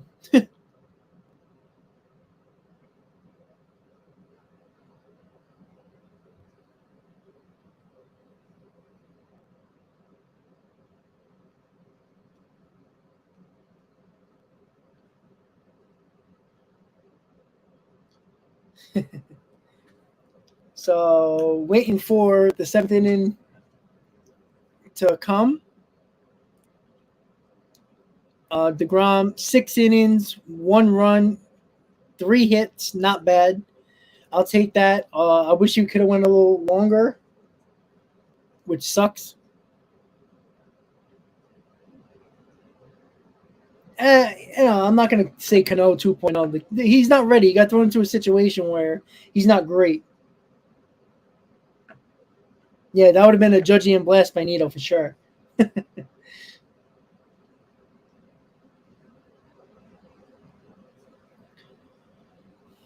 Yeah, exactly, Nick. DeGrom looked pissed. He thought he probably could have went 7 innings. If he didn't struggle in that inning, he probably would have pitched 7 innings, and I would have had my damn parlay hit of $1,200. But it happens. Seth Lugo was in the game, so there goes my effing parlay. Tenure of this game ends after 6 innings. Really feel like the last half dozen appearances by Lugo, his curveball has been a much better weapon. Worked on Tuesday in the Bronx. Hitless inning, struck out 2. They declined to bring him back for a 2nd inning, you remember. They brought in Joely Rodriguez, and he had a rough outing. And the Mets lost that game 4-2, but that left Lugo available to pitch tonight. Say Iglesias takes a fastball for a strike, and it's 0-2. So DeGrom threw 87 pitches over 6 innings, 1 run, 3 hits, 1 walk. Sorry, game day's coming. Murphy posing for pictures. JCO right now, Come on, Seth. 0.15 through 5 starts. Strike 3, 1 out. Nice pitch. Gets it laced, it's looking. Yeah, I thought it was going to be 10 strikeouts, honestly. The way he started the first 2 innings, I thought he was going to easily get it, but what are you going to do? Off the outside corner, especially this last one. Might be a little hot, too. Yeah. It's almost the opposite batter's box.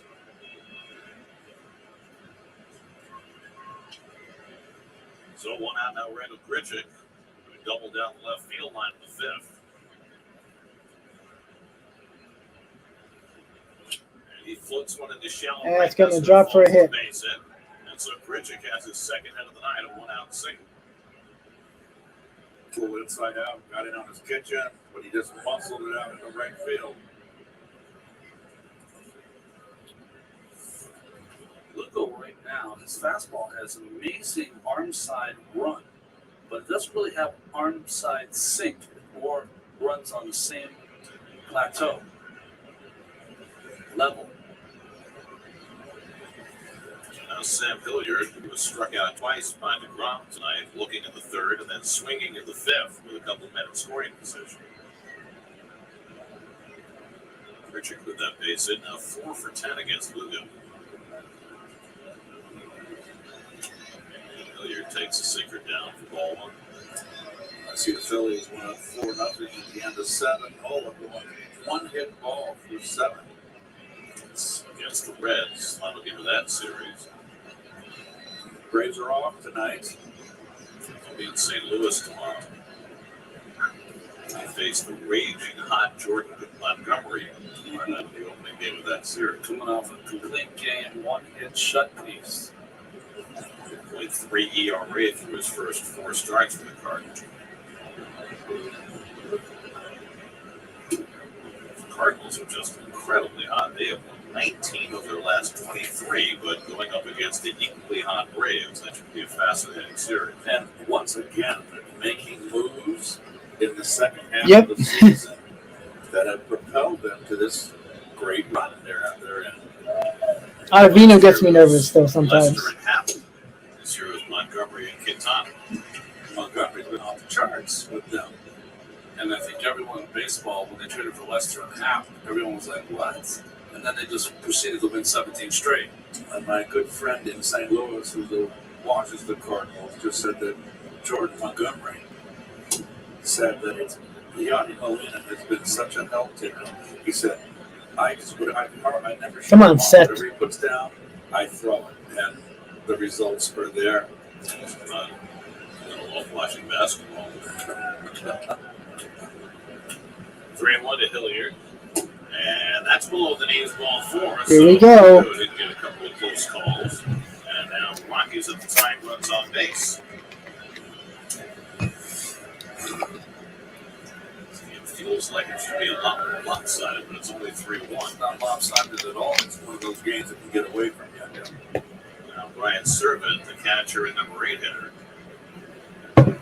Slices hit the ball in the right field. Hey, Garble, that's true, but the Braves are about that too. So Rockies bullpen, nobody up behind Lugo in the Mets bullpen. Lugo struck out his first hitter with a bloop single and a walk and put 2 men on.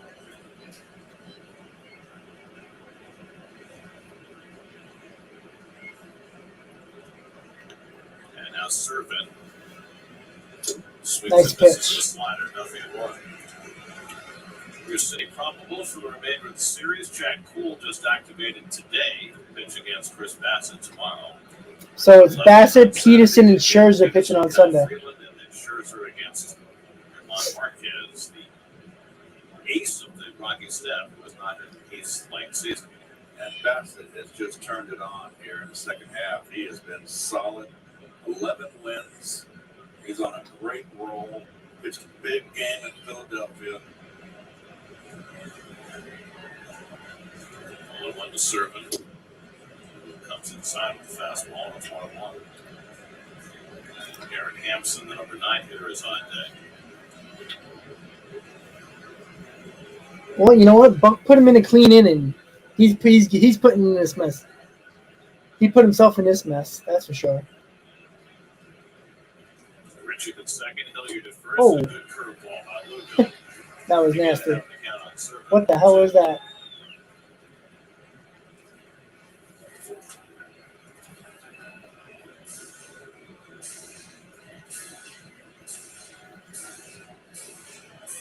Do you ever think that Luka doesn't throw his curveball enough?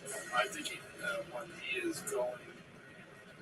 he's struggling, I think he throws too much, Gary.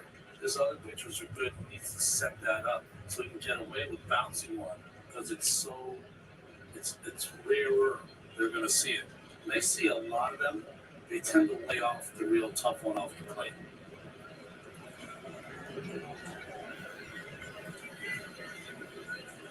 So they get the ground ball from Servant. Nice. Good, big strikeout. It's not meant to be there. There's nothing in it. It was be up down the way. Got 2 out of the inning, both on strikeouts. But the Dino set up the way and up and in. I don't know how he's changed his grip on his fastball, but his arm side run here in the second half is tremendous. So now Come on, Seth. 2 on. Here's Garrett Hampson, who has struck out and popped up 0 for 2.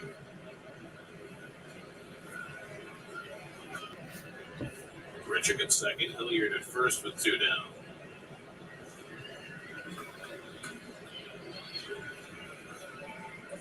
Be wary with Hampson, who can beat out a ground ball. So you have to be aware of the runner at second, trying to score on a ground ball single. First pitch slider in for a strike to Hampson, nothing to one. We talked about Iglesias before. He's pesky. Hampson tends to be pesky against the Mets as well. Come on, Seth. Let's go. Tops one Oh, you slowly. gotta It's be gonna kidding me. tough to throw him out. Beatty should put it in his pocket, God damn and it. he does. That is a That's big bad piece luck of right there. Hampson's game. Bounce Bad on the luck. run. That's right. And now the bases are loaded with Ryan McMahon coming up.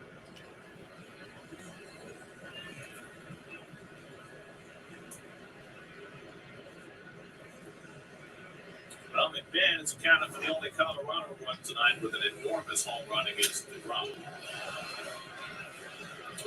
Statcast, that was the furthest one he's given out in 7 years. Since Chris Bryant in 2015. Here's your high-speed hitting tonight from Spectre Mobile Alonso. That's the highest number of it, but it's not his home run. It was his first hit. Did you see that O'Neill Cruz hit a ball yesterday? 122 miles an hour. It's the hardest hit ball of the Statcast era. I mean, he doesn't. Oh, Joely Rodriguez is warming up. Because he's still learning. Yes. 6'7", he's got an enormous strike zone, but he has got incredible juice behind that swing. He hit it so hard in Pittsburgh, it bounced off the Clemente wall all the way back to the right fielder. Well, huge at bat in this game. McMahon, who hit his 13th home run of the year against DeGrom in the 6th, bats with the bases loaded and 2 out. And 0 for 2 in his career against Louisville. And the first pitch curveball on the outside corner, a strike, nothing at 1. Richick at third, Hilliard the tying run at second, Hampson with great speed at first.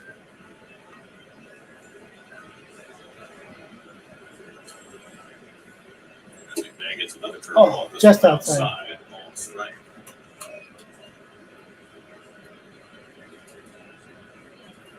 Man has power to all fields, not only to the bull side. His year's been a little disappointing, but he's been very hot in August, hitting over 320. Curveball swung and missed, some 3 straight curves from Lugo, and now he's ahead of the count 1-2.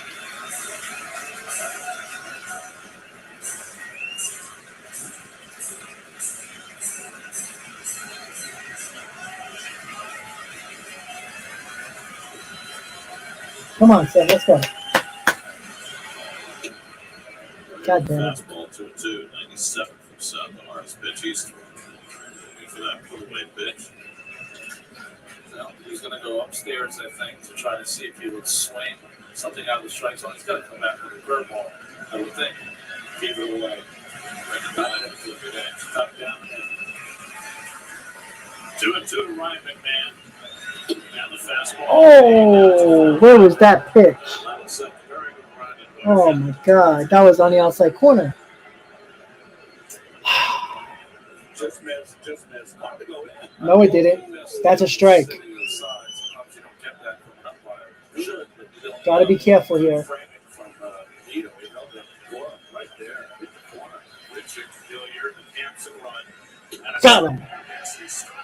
All right, Seth. Big inning for Seth right there. Got a little scary there, but it should have been a call strike.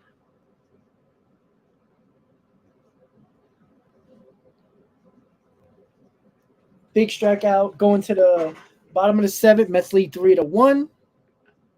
Nice. Once again, guys, don't forget to please hit on that like button. Of course, some Brave fans are popping up out of nowhere because their team is not playing today, unfortunately.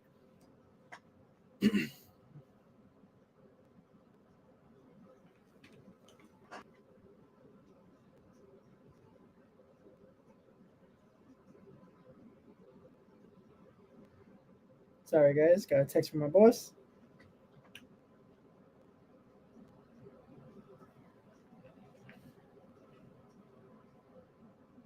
Yeah, Frank, again, I knew it was going to happen.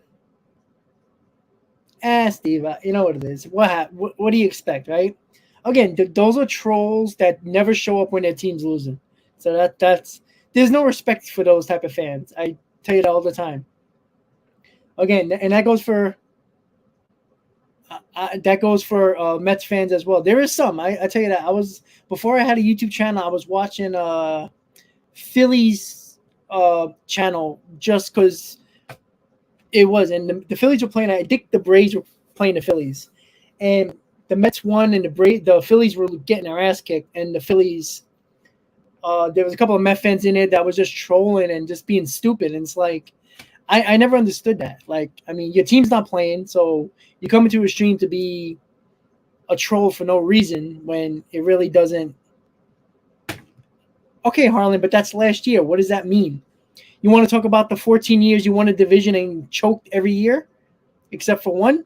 You could talk about that. Again, last year is last year. That doesn't mean nothing. You get respect for last year's championship. And okay, that's fine. And how many times you were in the playoffs and choked? Come on. It is what it is. It's all right, guys. So we're going to the bottom of the seventh. Nimmo leading off. Continuing a really nice stretch, though. Just 3 earned runs given up by Lugo in his last 16 appearances.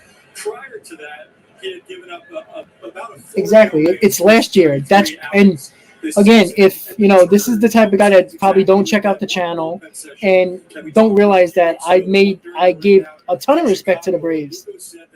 For one reason or another, it just felt like everything clicked back into place for him. Harlan, why don't you worry about your team? You're a bandwagon fan, clearly, because you only show up when your team wins, and then when. All right, Harlan, we'll see, right? This year is this year. Last year was last year. Congratulations, finally beating a win in the series against the Mets, since the Mets are so bad this year, right?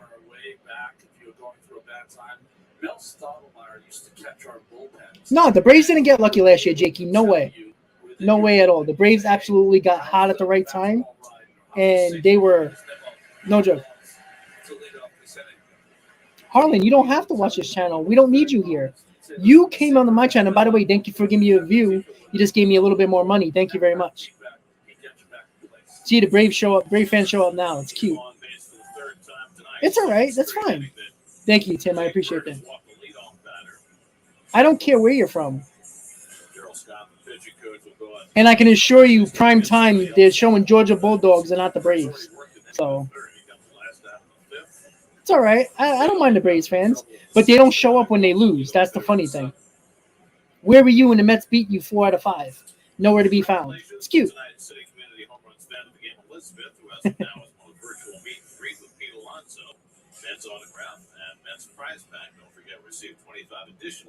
My brain's perfectly fine.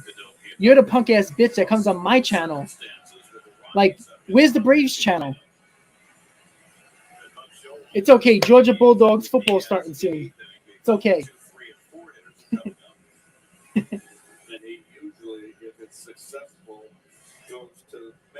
Yep, Diaz is up.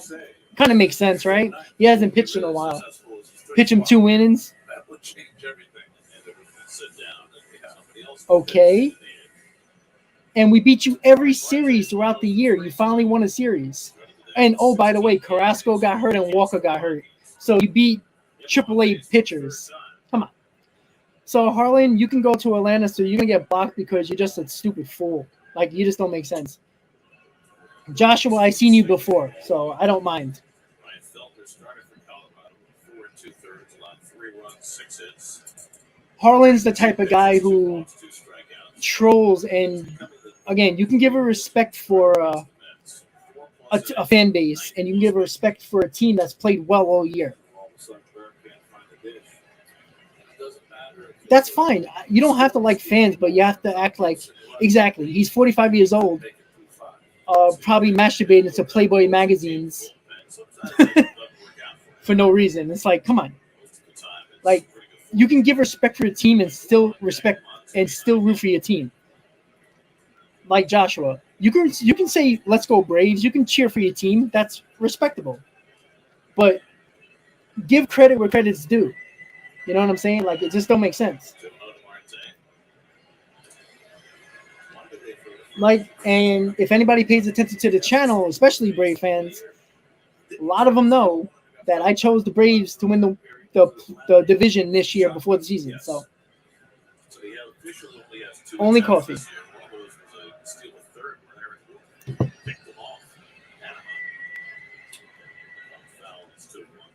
So just so you guys know, Diaz is coming in, or at least warming up in the bullpen.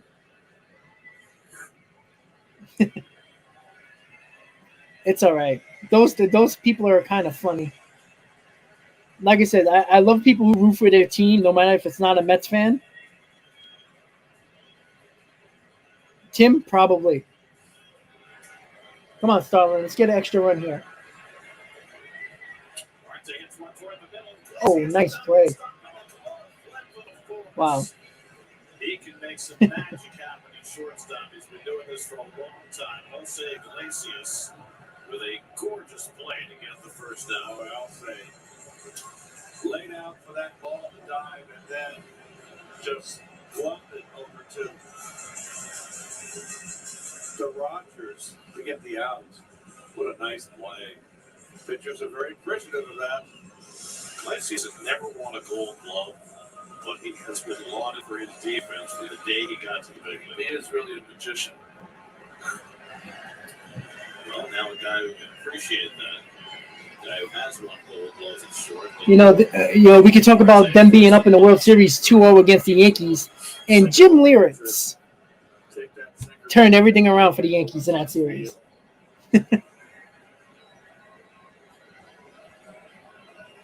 a good matchup for them. Yeah, Tim, I think the Braves have put it all together. It's just that the Mets haven't gone on a 5-6 games losing streak where the Braves can take advantage of that. And that's the difference. The Mets haven't had more than a 3-game losing streak all year. And even with the Braves having a long winning streak and playing 700 baseball basically since June, the Mets haven't had an extended losing streak, which kept them in first place all this time.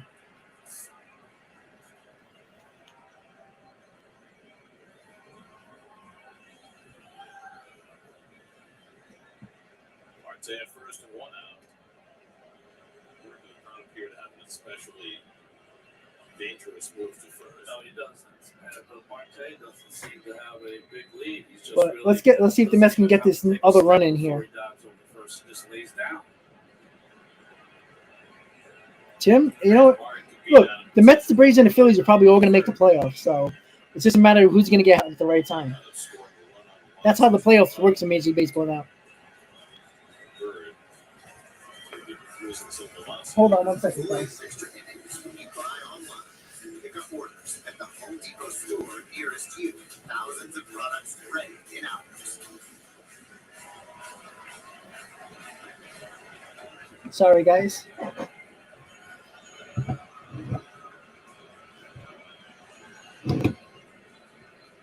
Good pitch to hit here. Third straight hitter, Bird's been behind, and Lindor watches wide. That's 3-0. Sucks that again. Yeah.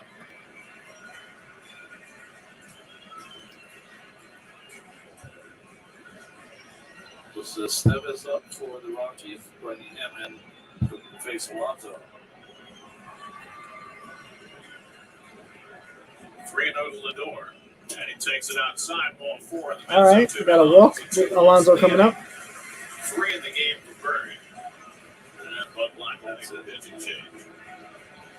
And Justin Lawrence will be coming in the game to side armor to face Pete Alonso.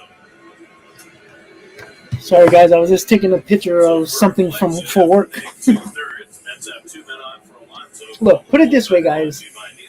All right, so pitching change is happening. So, the Mets got, 37 games left? 37 games left. If they go, 18 and 18 is 36. So, if they go 19 and 18, right, they go 500.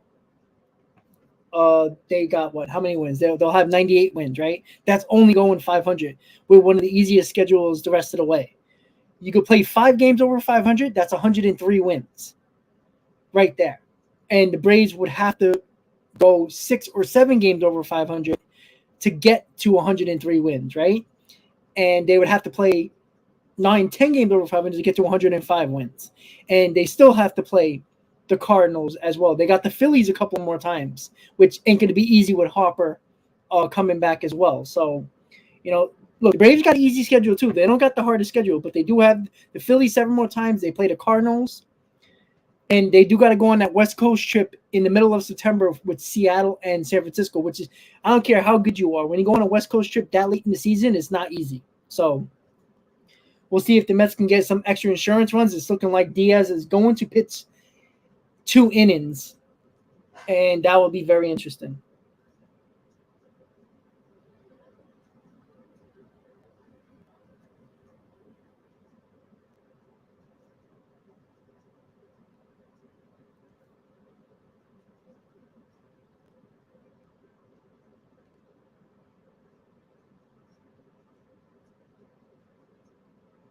Sorry, guys. This work. The only reason why I say the Mets match up good against the Braves is the fact that they're top 3 in strikeouts in the league.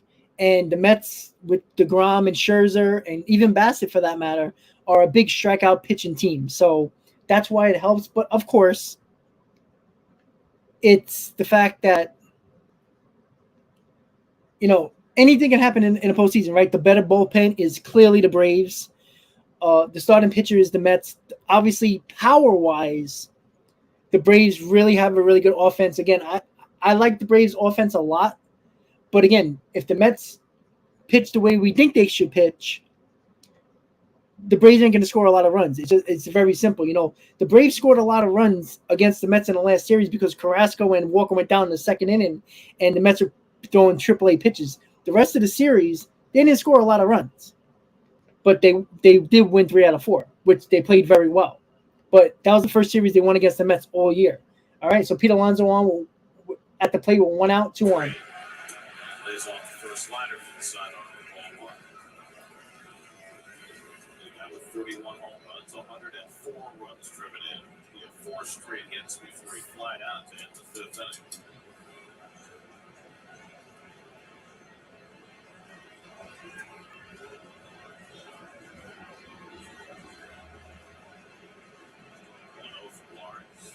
Fastball for a strike from sideline. Throws pretty hard. He does. In Panama, up in Florida.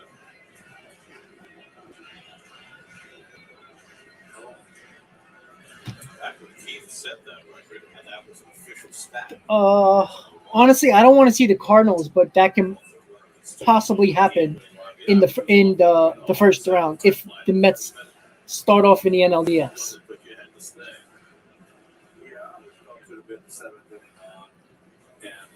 James, that's a good point, but I still think the Braves lineup is more potent. And, like I said, they only need, 1 swing at the bat to make a 3-run home run, The Mets don't really have a lot of those guys. So, sorry, game day, guys. Sorry about that.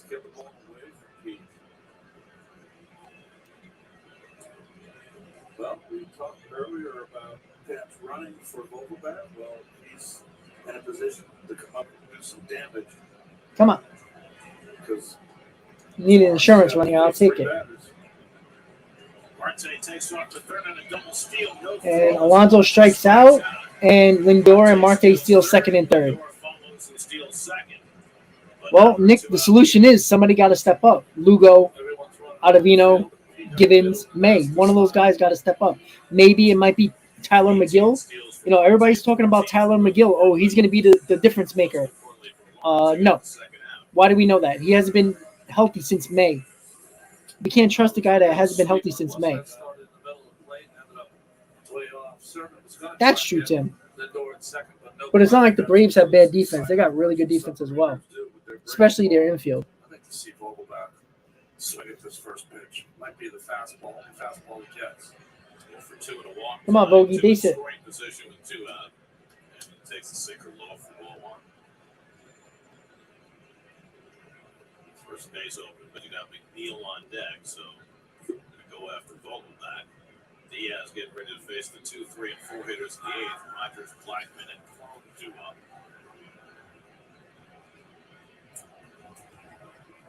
Marte jogging down the line for third. And Vogelbach takes outside. It's 2-0. So as a manager, you get a 50-50 here, right? You get a good matchup against Alonso, not so good against Vogelbach. And worse against McNeil if you end up walking Vogelbach to fill time. Yeah, precisely. Vogelbach is the guy that he has to go after. Vogelbach is a power hitter. Come on, Bogey. And fastball for a strike, 2-1. Think about Lawrence. Oh, yeah, Tim, exactly. I agree with that. The bullpen is definitely better than the Mets. By a lot, to be honest. The Mets have the better closer. That's basically it.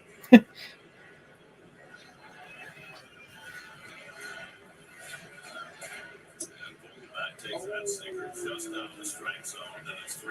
You got squeeze Lawrence there. And with some home plate umpire. Black pitcher who knows what it's like. Still don't have to like it. 3-1 count to Come on. Vogelbach. And he And takes call the that a fastball strike. for a strike at the knees, and it's 3-1. Got the same elevation with his prior.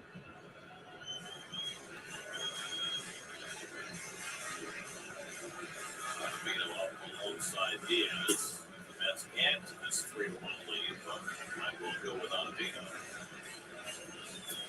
It's a 2-run game. He's set to use Diaz in the eighth. All fastballs so far to Vogelbach. He doesn't want to face McNeil. He's got double trouble. Come on. 3-2 coming. And he reaches Fouled it off. fouls away the center, probably swung at ball 4.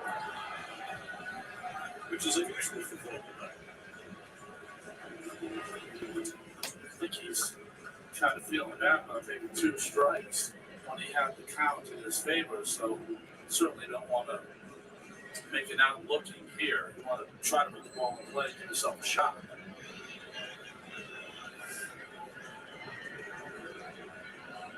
I agree, Tim. 100%. And he got him looking at a slider. Right down the middle. Vogelbach, you know, as a power hitter, he takes so many pitches.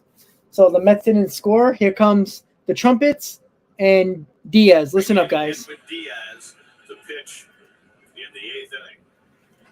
Here we go.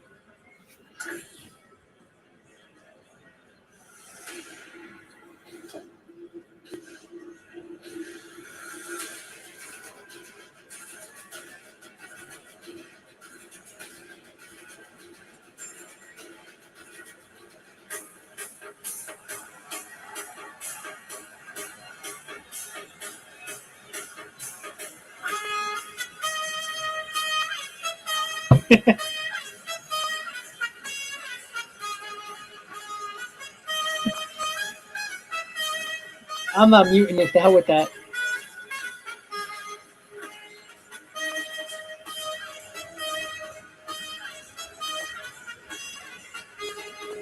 I hope so, Tim.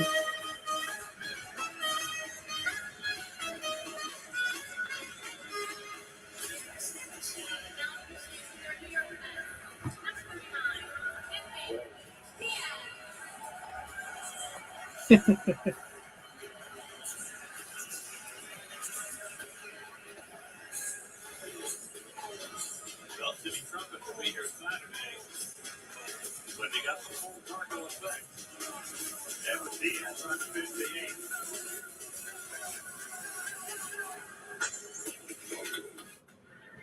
All right, so there you go. Commercial. And you know what's funny? That song came out in 2017 and nobody really cared for it, or even like you didn't really hear it all around everywhere. But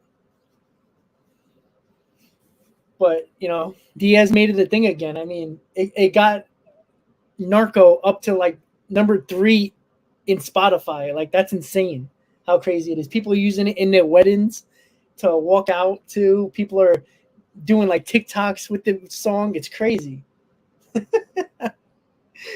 But it's pretty cool. So Diaz will be pitching 2 innings to get the 2-run save, or at least at the moment a 2-run save right now to get the Mets victory. And when the game comes back on, I'm going to run out for a second and then come back. Got to do something really quickly. Freaking work, I tell you. All right, so here we go. Edwin Diaz in the 8th inning, guys. I'll be right back. The 2, 3, and 4 hitters protecting a 3-1 lead. Brendan Rodgers leads off in the 8th for 2 and a walk. Now the first pitch, slider bounce slowly to Beatty. Hurries in, fires on the run. In time for the out. 1 pitch, 1 retire. That's one of the biggest plays that Beatty has had since being up in the major leagues. Had to come in, secures it, and then you have to fire a strike here. That's probably sometimes the hardest part of this play. So Diaz gets the first out. He gave up a run in his last outing in Philadelphia, his first run allowed in 2 months. So the first time that he looked somewhat hittable in that game. Usually great closers, rebound the next time out. Charlie Blackmon has struck out all 3 of his at-bats tonight against Jacob DeGrom. Now facing Diaz, and takes the first pitch fastball at 100 miles an hour. I said Timmy Trumpet would be here this weekend. Timmy's going to be here Tuesday. There you go. When the Mets led the Dodgers. He promises to play the trumpet for Diaz if he's called into the game. Nasty slider into 2-2. I'll say, look at this. Look at that. It's after a 100-mile-an-hour fastball in the corner. Oh, yeah. 0-2. Grounded down first, handled by Alonso. Diaz will cover. 2 outs. So unusually, Doesn't matter, Diaz. Doesn't matter. We got Diaz, though. Who do you got? So check it out on Postgame gang. PostBet Postgame Live. Gary Appleton Zeal, guys. All right, Gary, coming up post-game show. Going to hear from Jacob DeGrom. Gave the Mets 6 really good innings once again, Todd. Yeah, and we're also going to take a look at Pete Alonso, how he got that home run stroke going again. All right, see you guys coming up on the post-game show when you're finished out there at Citi Field, Gary. All right, thanks very much, Gary. Edwin Diaz trying to continue, but Jacob DeGrom started, and Seth Lugo contributed to. All right, 2 outs and 4 pitches for Diaz. He takes a fastball up and in for ball 1. The last time that Diaz pitched the 8th, it was an idea in Buck's mind to bring him back for the 9th, but then the Mets added to their lead. If he gets a quick inning here, you have to. I agree, especially when he hasn't pitched in a while. Buck's mind again.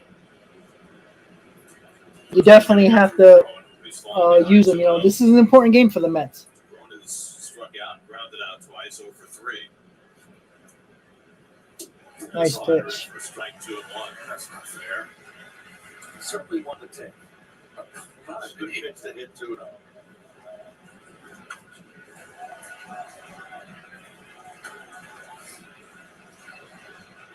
Strike 2. Nice pitch. That's that slider when he gets on top and seems to get it to break down, straight down. Yeah, definitely a 6-out save for sure. Unless the Mets score like 3 or 4 more runs. Hey, Bryce, how you doing? Come on. 2-2 to CJ Cleon. Woo, 102. Yikes. Let's see, Iglesias would be next.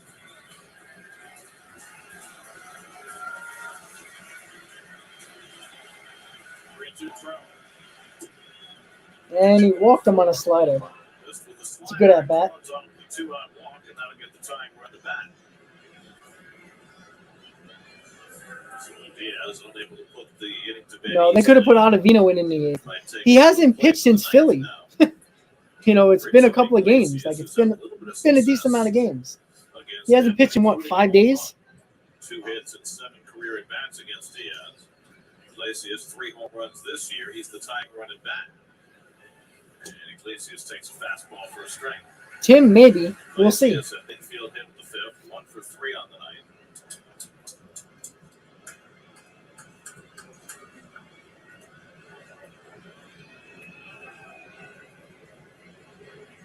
Up the middle, And that's a base hit. Uh-oh. Iglesias with his 2nd hit of the night and his 3rd career hit against Diaz. And now the Rockies of the time. Well, the Braves should have caught the Mets last year because they lost Jacob DeGrom and they had no other pitching. So they should have, and their offense sucked. If they catch him again, they catch him again. The Mets are going to make the playoffs. I mean, Grichuk, who's had the best night of any Rocky, a single and a double. Yeah, but Tim, also Peterson. It doesn't really matter because there's no guarantee that Peterson will be good. 6 runners in the last 3 innings. And Grichuk a mile late. 0-1.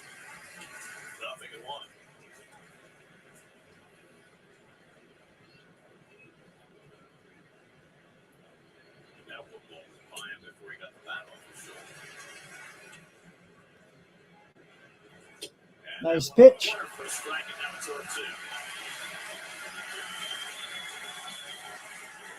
Diaz with 14 pitches.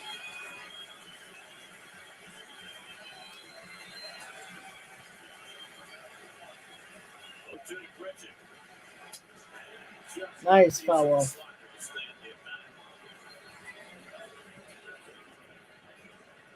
Yeah, but again, in the bullpen is a whole different story in a big spot. Yeah, Steve, like I said, look at the division winners, how many times they win World Series. You know what I'm saying? Look, the Braves won the World Series because they got hot at the right time. Very simple. They weren't the best team going into the best team that everybody thought was going to strike 3. Got him. All right, so that's the difference with Diaz this year. Diaz gets into trouble. He has all the confidence in the world now, thinking that he's going to get out of it, and he did. So, and that's why it's such. Again, we don't know what he's going to do in the playoffs. So I don't like to say, "Oh, he's so dominant now, he's going to be great in the playoffs." No. I'm not that naive. I'm not that type of biased Met fan. We don't know. Just like some Met fans talk about McGill.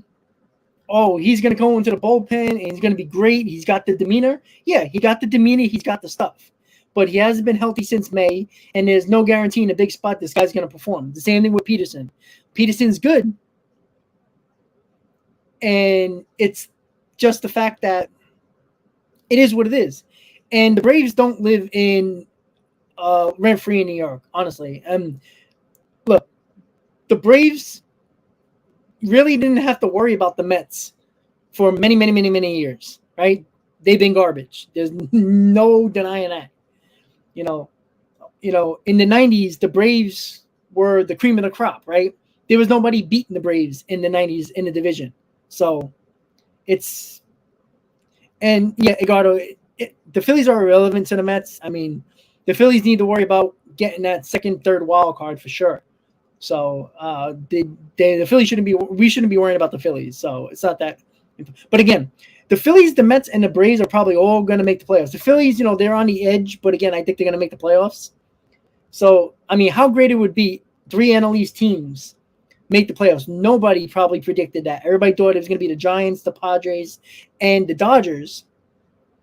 And it could be 3 NL East teams making the playoffs, which would be freaking awesome. 3 out of the 16. I mean, just think. It'll be possibly 2 teams in the West, 2 teams in the Central, 3 teams in the NL East. So, and the postseason's a crapshoot. And there's not a lot of great. Look, is there all around great teams in Major League Baseball? Not really, right? You can look at the holes in the Braves. You can look at holes in the Mets. You can look at holes in the Yankees, holes in the Dodgers. there's a holes in every team. It always comes down to who's the hottest team. All right, bottom of the 8th. McNeil leading off. Jeff McNeil leads off the 8th and grounds one on the right side. Brendan Rodgers gives ground, throws him out, 1 pitch, 1 retired. Yeah, but Evan, it's not even the fact that the Mets played bad. The Braves have played over 700 baseball. That has nothing to do with the Mets at all. Like, you got to pay attention to reality here and pay attention. The Mets haven't lost more than 3 games in a row all year. That's the reason why they've been in first place the entire time. You can't help that the Braves win 16 out of 17 and 14 out of 16 in the last 3 months of the season.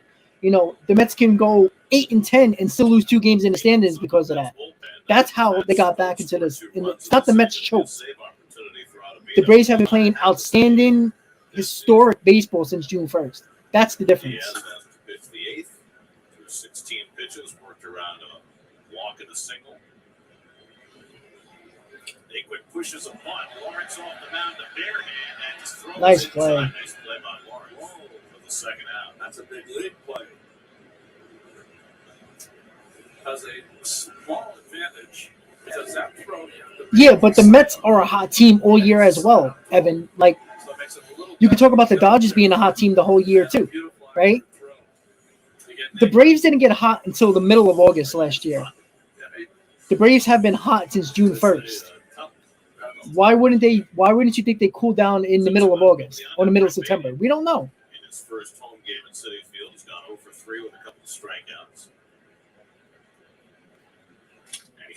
And that's a base hit for Beatty. There you go. Brett Beatty's got his first Citi Field base hit. A 2-out single at the bottom of the 8th.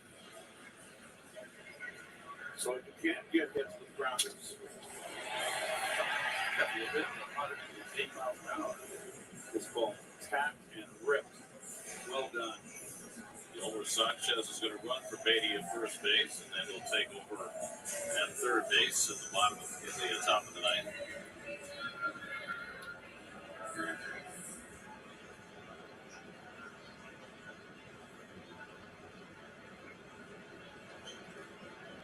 Sanchez, the pinch runner. Nito, the batter. Nito hit one halfway back on the warning track in right field. It was come on, Tomas. 1 for 3 tonight.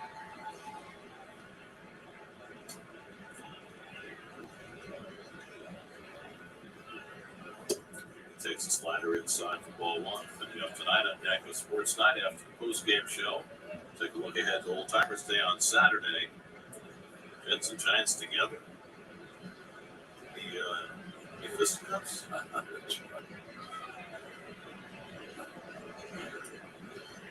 See, what most people don't remember is that after the Jets won the Super Bowl in January of '69, the next summer, the summer of '69. I mean, the Nationals won in 2019 were one of the worst bullpens ever, but they used their starters in the bullpen. They got hot at the right time. The Dodgers 2020 season, I mean, you give them credit, they won it, but it's a 60-game season. Last year, the Braves didn't get hot until the middle of August. The Mets did choke away that division because DeGrom was hurt. They had no pitching. The Braves took advantage of it, played great, got hot at the right time, took advantage of it in the playoffs. I mean, they rolled over everybody in the National League.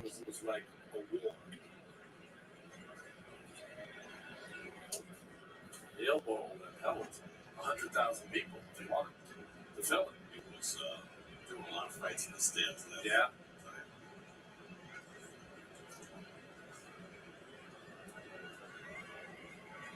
But see if Neil can get a 2-out hit here. Before they played each other in the regular season. They didn't play it like the Bears Trophy. On the past is some of your favorite Mets legends. Yeah, I think McGill's going to be back in the middle of September, to be honest with you, if everything goes well. Once again, guys, don't forget to please hit on that like button. Thank you for tuning in. Real Tiny, we'll get it. Don't worry. We got it. You're going to get that money. The Yale band got Yale kicked off ABC television for like a decade. Why? Because little off color. Slowly toward third, charging McMahon. Gloves and throws on And that ends the inning. So the Adam Ottavino was coming in to save the game in the 9th inning. Hilliard, Servin, and Hampson, bottom of the order for the Rockies. So Adam Ottavino was coming in to close the game for the Mets.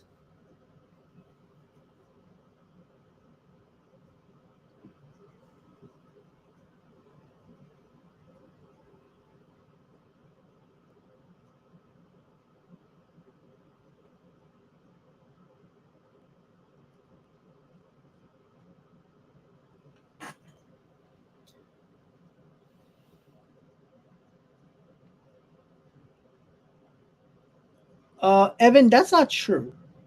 I mean, you got Canna, you got Escobar, you got Marte, you got even McCann for that matter if you want to put him in there. Jacob DeGrom, Scherzer. I know you said lineup, but again, you got enough veterans on this team where it's not the end of the world. You know, you got Carrasco, who's a postseason guy. You know, Carrasco, Scherzer, DeGrom, all guys who pitched in the postseason. You know, the lineup, Escobar. You also have Canna. You got Marte. It's not that Lindor, who's been one of the clutch players in the playoffs. So I don't know if that means you're actually going to stay at the lineup. You know, besides Alonso, McNeil, Nimmo, those guys, yeah, of course. But that doesn't mean they're not going to perform, right? I mean, the Braves won without Acuna last year. Nobody would have thought that was possible. You know, like, you know, if you just go by, oh, this team doesn't have experience. Well, the Braves lost the best player on their best rising star on their team, and they won the World Series without him. So, yeah, I mean, and Lindor, if you look at his playoff stats, he's a very good playoff player. Well, Acuna was hurt for what, 2 months until he started. Again, I think Acuna still has issue with his knees. So, all right, guys. So, top of the 9th, Adam Ottavino's here to close it out. And the 31st of his career will face his old team. Well, probably the best year that Ottavino ever had in the major leagues. Well, Evan, he put him in because, like Buck likes to do, he likes to put Edwin Diaz in the big part of the bats and a big part of the order. That's what he did. He's done this 3 times already this year. But Ottavino has been good. He's just got to get it done. It's very simple. And now it has been a very good season with the Mets. Lower third of the order, Sam Hilliard leads off for Colorado. Rockies have left 8 runners on base over the last 4 innings. Hilliard's over 2 and 1. And Ottavino's first slider in for a strike, 0-1. Ryan, if the Dodgers are so good, why haven't they won more championships? Yeah, they handed ass whoopings and then choked. And you want to congratulate them for the 2020 shortened season? Go ahead, but come on. And the Dodgers are another team like the Braves. Even though at least the Braves won a full season championship. I agree, Evan, but again, 2 months ago, the Braves were a half a game out, and then what happened? They didn't take over the division. So until they do, they haven't. So I don't want to hear about the Dodgers. I'm sorry. Please. Because the Dodgers, no. Come on. How many years in a row they made the playoffs and they couldn't get over the hump until the short season? All right, 1-2 count. Let's get it done. 2 men on. And now Ottavino trying to finish it up.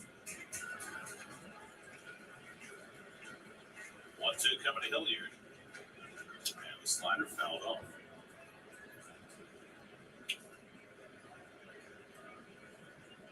And serving the catcher is on deck, and then Garrett Hampson. There is no left-handed bench for Bud Block. His 4-man bench is all right-handed. He does have some power on his bench. Hilaris Montero has been his DH most of the time lately. Has some power. 1-2 coming. Now back. There it is. The slider fell off the fastball, and he stays in there. Ottavino's career high for saves came last year, and it was not a great season. With Boston, he saved 11 games. He's had a smattering of saves over the course of his career. But none so far this year. Again, the 1-2. This down with the changeup, and it's 2-2. A 2-run lead. You're pitching tonight. You cannot walk the leadoff hitter. Cannot. Can't walk anybody. Yeah. Mets, yeah, you could have a bad feeling. Seventh pitch of the at-bat coming to Hilliard. Oh, Goodbye, 1 out. Nice pitch. Hilliard pulls him back to Chad Whitson. Yeah, but you know what? The Dodgers seem like they always win 100 games, and then they fall apart in the playoffs. They do it every year, except for a shortened season, which I still don't give credit for. I don't give credit to any stat. And Dominic Smith was one of the best players in baseball in the 2020 season, and I gave him no credit whatsoever. So 1 out, 2 more to go. He has one in his inning. And now Ottavino strikes out the first man to face him. You're serving the catcher who's gone 0 for 3. Twice is fly to right and struck out. I mean, the Dodgers have nothing over the Giants. The Giants won 3 championships. That should be – that's shallow. Lindor should get it. 2 outs. Yes.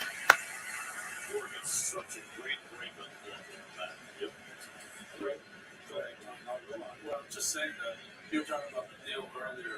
You know, we always talk about infielders and their ability on ground balls. Makes sense, right? We never talk about their ability on pop-ups.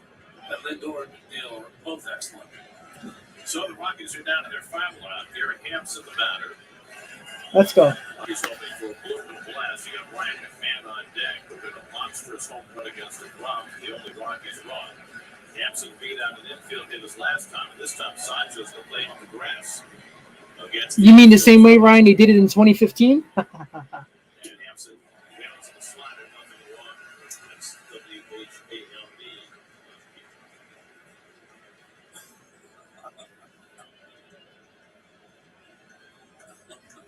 Thank you for clarifying that. Let's go, Adam. Let's go.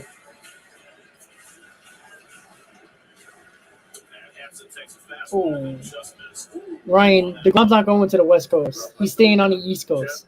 There's a better chance he'll be a Brave before he's a Dodger.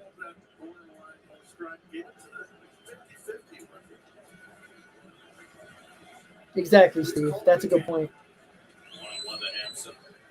Come on, Adam. Oh.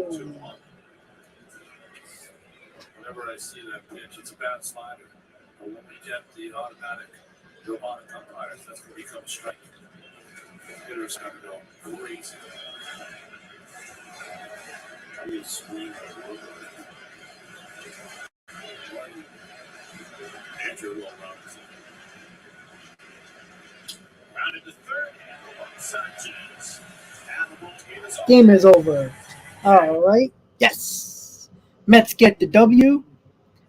The team they should beat and did beat 3-1. Mets get back on the W column. The 80th win of the season for the Mets. Nice victory. They should have done more offensively, but they got the win. That's the most important thing. Mets win 3-1. Mets gain a half a game on the Braves since the Braves didn't play. 2-game lead now. Mets, again, the Mets are in control. If the Mets continue to win ball games, the Braves ain't catching them. It's very simple. The Mets have their hands in their own destiny. Basically that simple. And the Braves are facing the Cardinals. The Cardinals have been really good this year and have been really hot this year. And lately they've been really damn good. I mean, Pujols is like he's 25 years old again. So good news is Mets got their 80th win, 36 more games to go. And the Mets just got to continue to beat up on these bad teams. Just like the Braves have done. They beat up on the bad teams. The Mets continue to do that. The Mets should have no problem continue to hold the lead on their division. So let's have a little bit of positive vibes right now because it was look, the Mets had to get back on track. It's very simple. They played like crap against the Yankees. Yankees were handing them wins. handed him the game, and the Mets didn't take it, and they got back on track. So nice first win back on the homestand. Let's go take 3 more against the Rockies. Very simple. But let's hope it happens. They got to play a little bit better. They still weren't as crisp. Left a lot of men on base, but we'll take the 3-1 win. Admit that I'm nervous? Nah, I'm not nervous because I know my team's making the playoffs. Look, for a Mets fan, making the playoffs is a dime a dozen, all right? You know, we don't get there very often. So I'm excited for my Mets team to make the playoffs. And with the Mets pitching staff, they can beat anybody. Just that simple. Because all the home runs and all the runs scored from the Braves, the Dodgers, the Yankees, when it comes down to it, those runs shrink in the playoffs. It always comes down to pitching and a big hit. That's it. Oh, yeah, I think Pete's back on track. I think so. Again, is he hot? No. Do I think he had better at-bats? Yes. And, you know, I'm not going to – and I don't know why – see, the reason why it's funny how some people troll me, for example, not just everybody else, just me in general. They don't realize how humble of a Met fan I am and how unbiased I am when I come to my team. If you went back last year, even when the Mets were in first place, I thought they were a flawed team. I wouldn't trade Pete for Riley, even though I love Riley. I wouldn't do that. I think, you know, certain players are good on certain teams. Do I think Pete will be better on a different team than he is with the Mets? No. I think Riley is perfect for Atlanta. I don't think Riley would be as good on another team. I think that's fair. And I don't know if that makes sense, but I feel that way. Like, I think the perfect spot for Riley is Atlanta because Atlanta brought him up when he technically wasn't ready, and they let him fail and let him get better. If Riley was a Met or a Yankee, they might have let him go, to be honest with you. Yeah, Riley is younger. Again, it depends on the situation that you put the player in. You know, Austin Riley he failed in the Braves in the beginning. You know, he looked like a bust in the beginning when they brought him up. You know, if he was in New York, Yankees or Mets, he might have been off the team and he might have got DFA'd. And they might have not took another chance on him. The Braves gave him time, let him develop, and he became an all-star, a really dangerous-ass player. So, with that said, guys, the Mets win 3-1 in the first game of the series against the Rockies. It was a cool game. Had a lot of fun with you guys. And I will see you. Let's see. I'm going to the game tomorrow, so I'm probably going to do a 9th inning live tomorrow. Yes, I'm doing a 9th inning live tomorrow. So once again, guys, I appreciate everybody tuning in tonight. Mets win 3-1. They gain a half a game on the Braves, which is always crucial. Every game, every half a game is very crucial to both teams running and trying to win that division with 36 games to go.